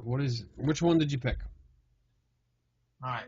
He has his face is on here. Okay. Nice. His face is on there?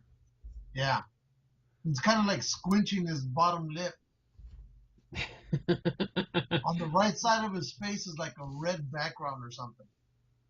Oh. Let me see. I'm searching. Oh, okay. Add, no. Add to contacts. Dun. Let me see. Yeah, you know why? Because he's not our friend. Let me see. I sent him a request. So, see if you can get him on there. If he accepts it, then we should be able to add him. Bum. Uh-oh. How'd you do that?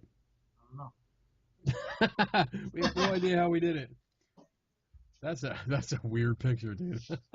Isn't it? He's on. Is it ringing? Is it ringing? Did you actually call him? You're not calling him. He's just on there. Now I'm calling him. There you go. All right. Let's see if this works. Hang on. Uh-oh. I think that's him. Might be. There he is. There he is. Cameraman Mike. What's up? What's up, buddy? Good to meet you. Yeah, good to meet you too. So, you're like our newest member of the crew. Yeah. How do you like it so far? And the youngest one, too. Yeah. Yeah? It's pretty cool. So you getting like chicks calling you all the time now? Yeah, totally. That's right. How do you like it so far? I mean, it's pretty good. I mean, I get to go out filming and stuff. That's what I like to do. Yeah. And you go to school for this? What do you... I used to go to school for camera, for film and everything like that, but that was back in high school. Now I'm in college. Okay. Yeah, I'm just getting my GE done right now. Okay. So what kind of things did you do when you were taking classes? Like what, editing or filming or what? Actually, I did a little bit of everything. I learned how to use cameras properly.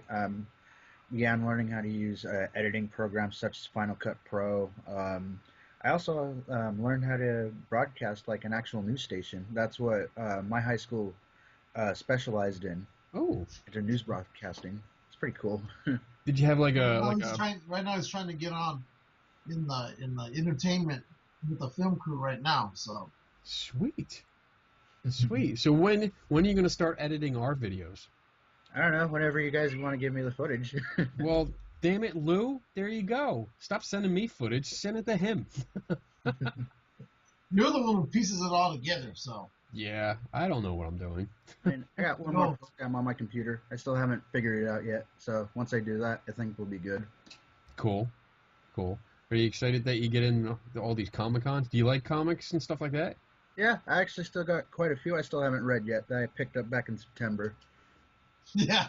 Damn. So what are you into? What's your favorite genre? What do you geek out about? More fantasy. It depends really. Right now, I haven't been collecting comics recently. Hence that I haven't been to any conventions at all. Except the ones Lou drags you to. Yeah. But yeah, I'm mainly, I guess you could say, I'm more of a DC guy. I like DC. Yeah, that's right. Represent. I see some pop figures behind you.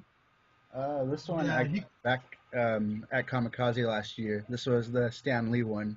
Nice. The I like chrome that. one. Cool. Yeah. And I see one on the other side of you, on the shelf back there. Yeah, this one. Yeah, he got a lot of stuff as well.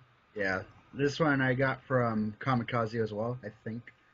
This one's from my favorite video game, Borderlands.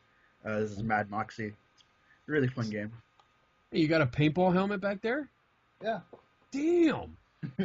Play Yeah, his paintball? dad's all into that stuff. Sweet. I used to play so much. Like years ago, we used to play every other weekend.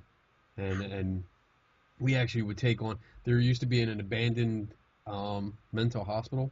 It was called Byberry State Hospital. Actually, I think it was like Philadelphia State Hospital, and then it turned to Byberry.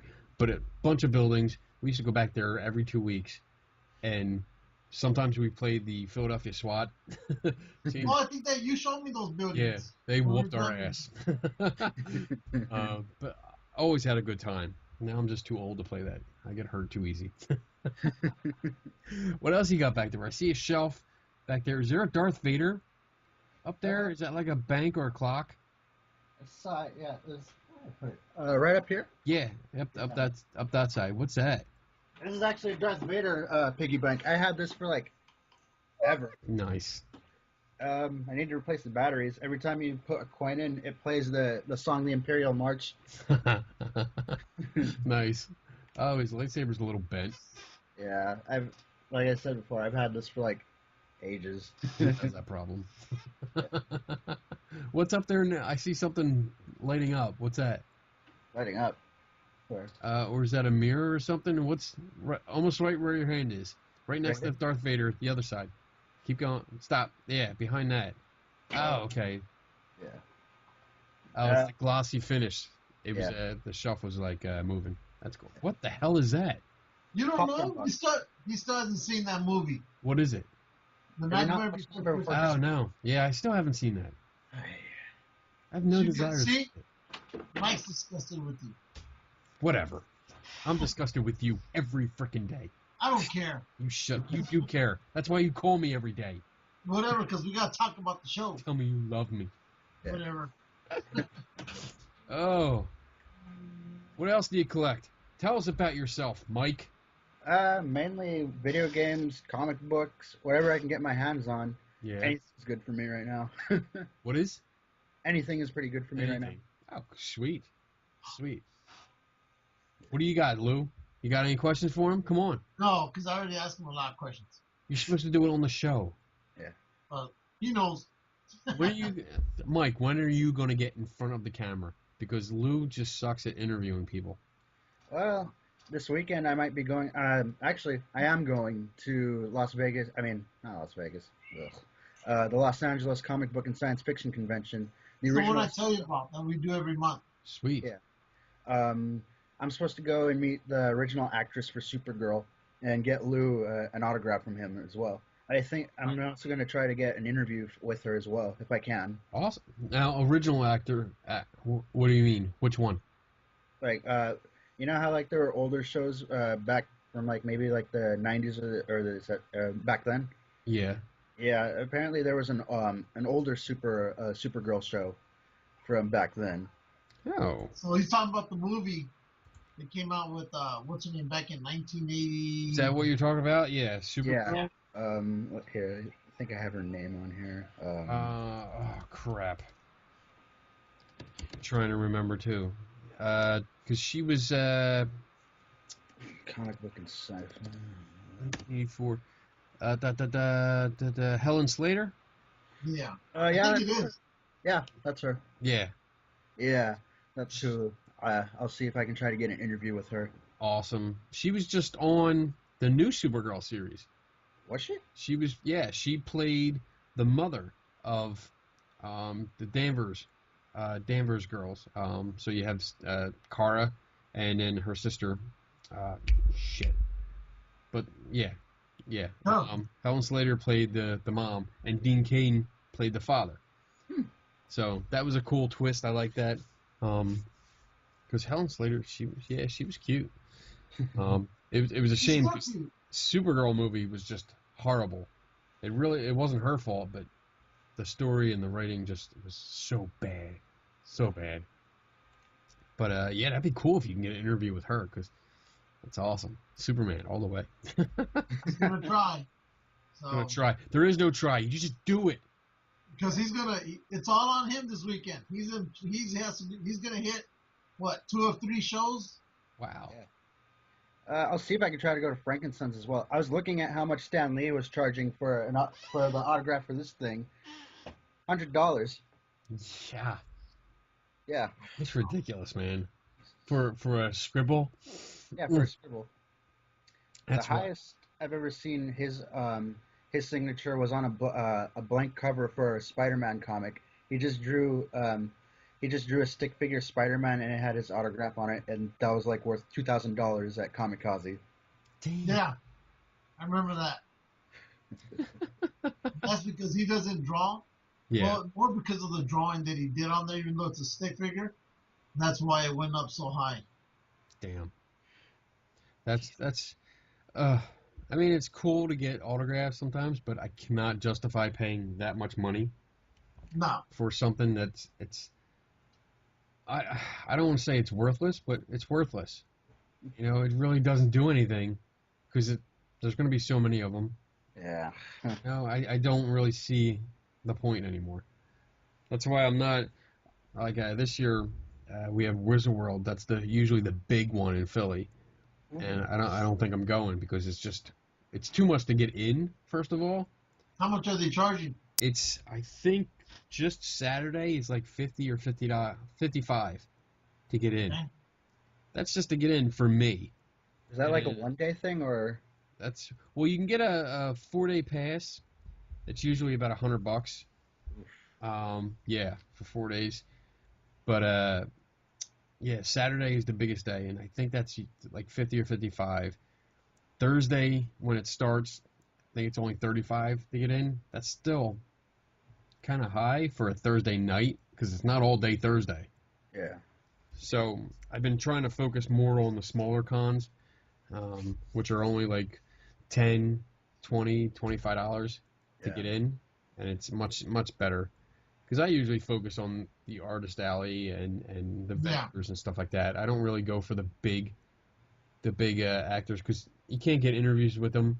The only time you can get close to them is if you pay for an autograph, you know, and you can't even get an autograph and a picture. You have to pay separately for them now. So I've been there. I don't even bother. So no, the next one. I mean, after that, the next trip is WonderCon, and then from WonderCon we got that which one is it? The HorrorCon. I thought HorrorCon was before. Or whatever it is. It's up in April, so we'll be going there as well. Nice. So we're busy. Yeah. On that one. Then there's that other one, that NerdCon. Yeah. Yeah, that one I literally just found it like a few days ago. It's a new thing. I guess it's like supposed to be like a cosplay convention. Okay. I don't know. I haven't looked much into it. Yeah, I've looked into it. It seems basically you dress up, and that's what it's basically about, dressing up. I like that. I mean, I love cosplay, and I don't do it as often as I would like to because I just don't have time to make costumes. Yeah. But I love seeing some of the detail that people put into them. I mean, they spend months putting these things together, and it's just the detail is amazing. The hard work they put in is amazing. So it's cool. I like interviewing them too, and I haven't really done it because I usually just talk to them and I'm like, wow, what's this? What's this? And I forget to turn the camera on. So I have to start doing that. I have to like focus and be like, all right, I need to interview this person and talk about their costume because it's really cool. And well, like, had we been able to get that one guy, who was it, in New York? He did the whole Hulkbuster Iron Man. Yeah. Oh, him? That was that was really cool. I remember when the internet was sharing his videos like a few days straight. I saw that one. Yeah. And I'm still following the guy over in England, the UK. Yeah. It. But he's taking a while because he's doing all kinds of controls and shit like that. That it's ridiculous the amount of remote controlled and switches and stuff that he's doing. He should be able to fly with all that work he's putting in. Yeah, you would think. But oh my gosh. Oh well. All right, so, I'm gonna wrap this up because it's like 20 after 12 here. I gotta go to bed. What? Yeah. If you got a homework. It's not even that late over here. What? It's not even that late. I don't care. You got a late 9:20 over here. So what? When you catch up, because you're in the past. That's it. You're in the past. You have to catch up to me. So what? You don't even do anything at work tomorrow and it's Friday. That may be true, but I still need to go to sleep. I have to get up. Work. I have to get up and clock in so I can do nothing. So. So what? So what? Once you get in, you go to sleep under your desk. What are you looking at? Whatever crap thing you got. What are you looking at? I see the reflection. Looking at the comms. Yeah, pictures. You're looking at porn again. Yeah, porn. Stop looking at porn during the show. Yeah, looking at porn. Anyway. Right. I'm going. Bitch. It was nice meeting you, Mike. Yeah, nice meeting you too, dude. So for Mike, his homework is represent Geeks and Ghosts this weekend. That's right. Get the picture. Got it. That's right. Try to see what you can do with Stan Lee if he's allowed. Yeah. I would suggest just keep recording because that's what I do sometimes. I hit the record button and just walk around and just record everything because you never know what you're going to get. You get good shit that way too. Yeah, that's true. It's fun. All right. Try maybe 5-10 minute increments. This way it's easy to break apart. Yeah. Oh, like you know. Shut up. You don't know shit. Whatever, bitch. I don't do any. I'm just gonna upload the video. You fix it. Fuck yeah, that's your job, white man. You racist bastard. I love you. All right. Let's wrap it up because I'm gonna hang up on both of you. We gotta thank our sponsors, our Dax Christopher, and our Devil's Playground. Awesome game. Yep. Where's yours, Lou? There it is. There it is. Awesome game. Still working on the our cards, our NPC cards, which are looking good. They're shaping up really good. Yep. We gotta thank John Fowler. John Fowler. You just like saying Fowler. I like saying his name. Oh, and BJ from Bluegrass Ghost Chasers because she has free stuff. Let's not forget our friends Color World. Color World, yes. They're not an official sponsor, but they're out there. They're out there, and they're out on your side now. They'll be coming toward you. You'll be able to hang out. If they were in Long Beach, we could meet up with them. We'll catch up with them eventually. Yeah, definitely. And, I mean, we have Mike on the show. We get to meet him. And we got to give a shout-out to East Coast Cat and Donna and Tracy Law and also Bobby Tingle, because they also help us out. I have to go through Bobby's pictures and steal them and put them on our site because I know he's gone to a couple cons and I've been slacking on Yeah, you've been slacking since September. Yeah, because, I do everything for the show. That's right. You don't do shit. Hey, you like that? You like cashing that big check we give you, huh? I'm still waiting for it. I hate you. What a bitch. Whatever, slut. I got a lot of good feedback on that on the chopstick deal. Oh, yeah? Yeah. See, he's not going to let me off. This is what we do. I tell him I want to hang up. He keeps talking. Whatever. All right. People love the chopsticks. Science. What? Science. Whatever. All right. We're out of here. All right. Yeah. Never stop learning. Don't take anybody's word for it. What do you got to say, Mike? You need a tagline. Yeah, you need a tagline. Keep moving forward. What? Keep moving forward. Ooh. Okay. That's a good one. Yeah. I like that. All right. Cool. And we are out in 3, 2, 1. Look, he has it all good. He set the wrong finger. Dumbass.